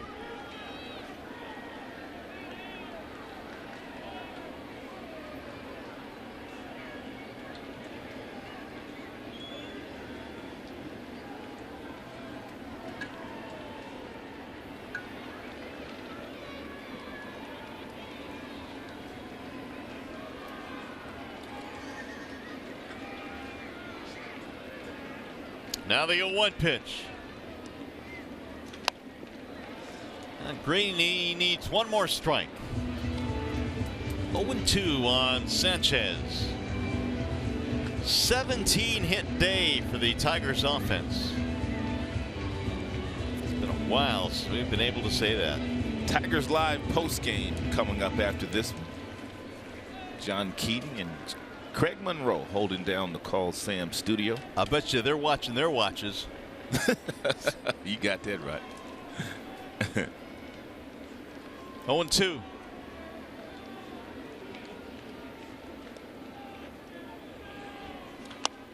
Popped up and back out of play.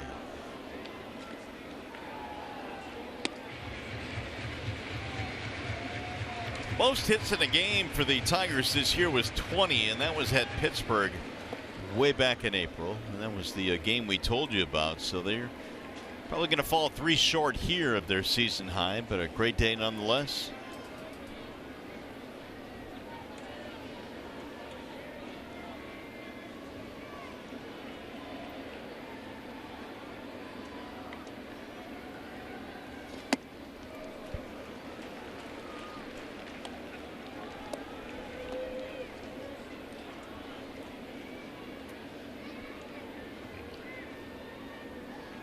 One and 2 on Sanchez.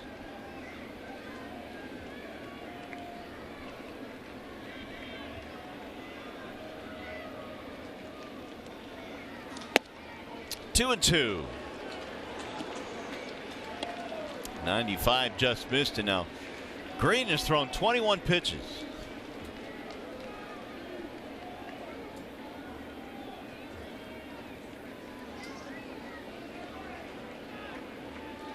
And Shane does not want to throw many more pitches in here in the 9th inning, because it'll be tomorrow that they might not be able to use him if he continues to throw more pitches here.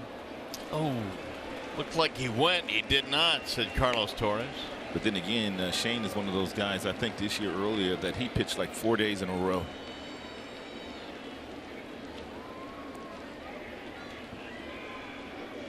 Full count, 3 and 2 with 2 outs. Runners will be on the move here. Tigers lead 11-5 in the 9th.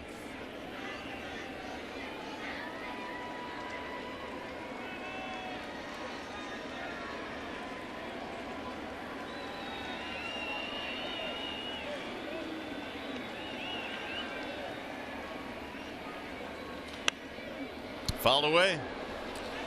You know, Mario, if we could ever come up with a solution to why a lot of the closers in baseball struggle when you bring them into games like this, where it's not a safe situation and your squad's got a big lead, we'd be rich. Make a lot of money. It just happens, and it happens everywhere. And it appears that no closer is immune to it. Well, Green struggling to get through this inning. He's about to throw his 24th pitch. And he walked him to load the bases.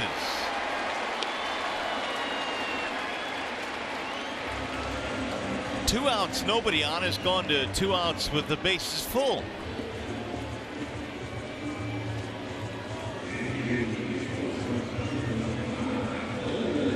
It's going to bring in Gleyber Torres now.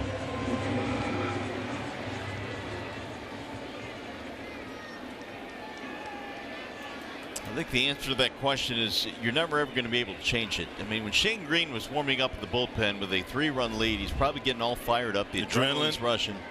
And then he sees the Tigers tack on, and it's just human nature to lose that adrenaline. Little soft line drive, base hit center field. This has scored 2 runs. Sanchez goes to third. The Yankees will not go quietly.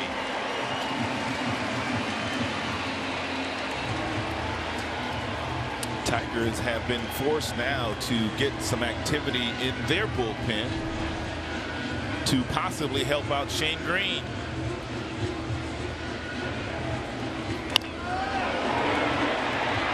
What a series Gleyber Torres has had, man. 8 RBIs in the 4-game series.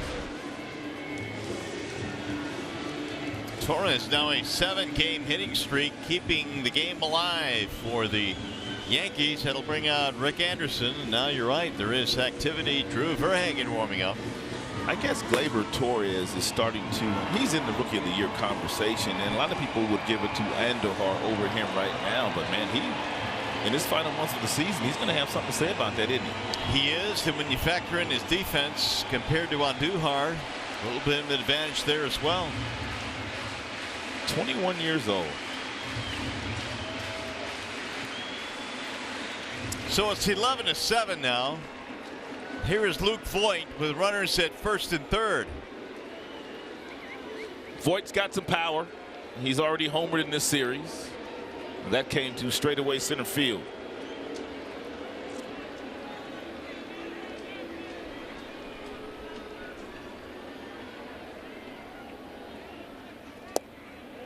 Ball one.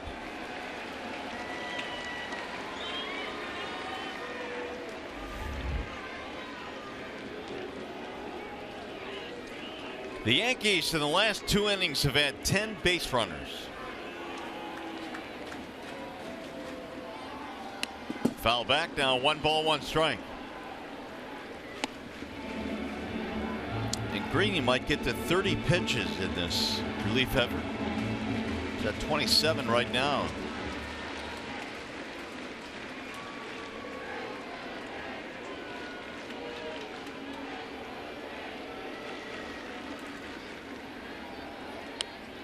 One and two, again down to their final strike.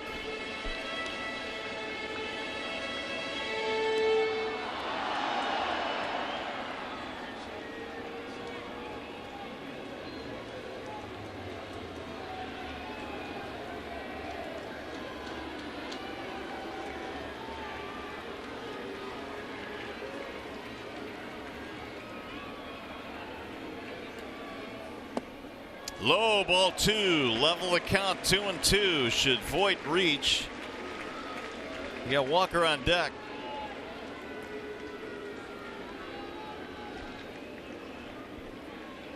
Shane Green has now thrown 29 pitches, the most that he's ever thrown in a game this year. Got him, strike 3 to finally end the ball game. Yankees get a couple of runs in the ninth, but this one is over, and the Tigers behind Victor Reyes. Huge day, win this one 11-7. Now we send you to the Call Sam Studios. John Keating, Tigers Live postgame.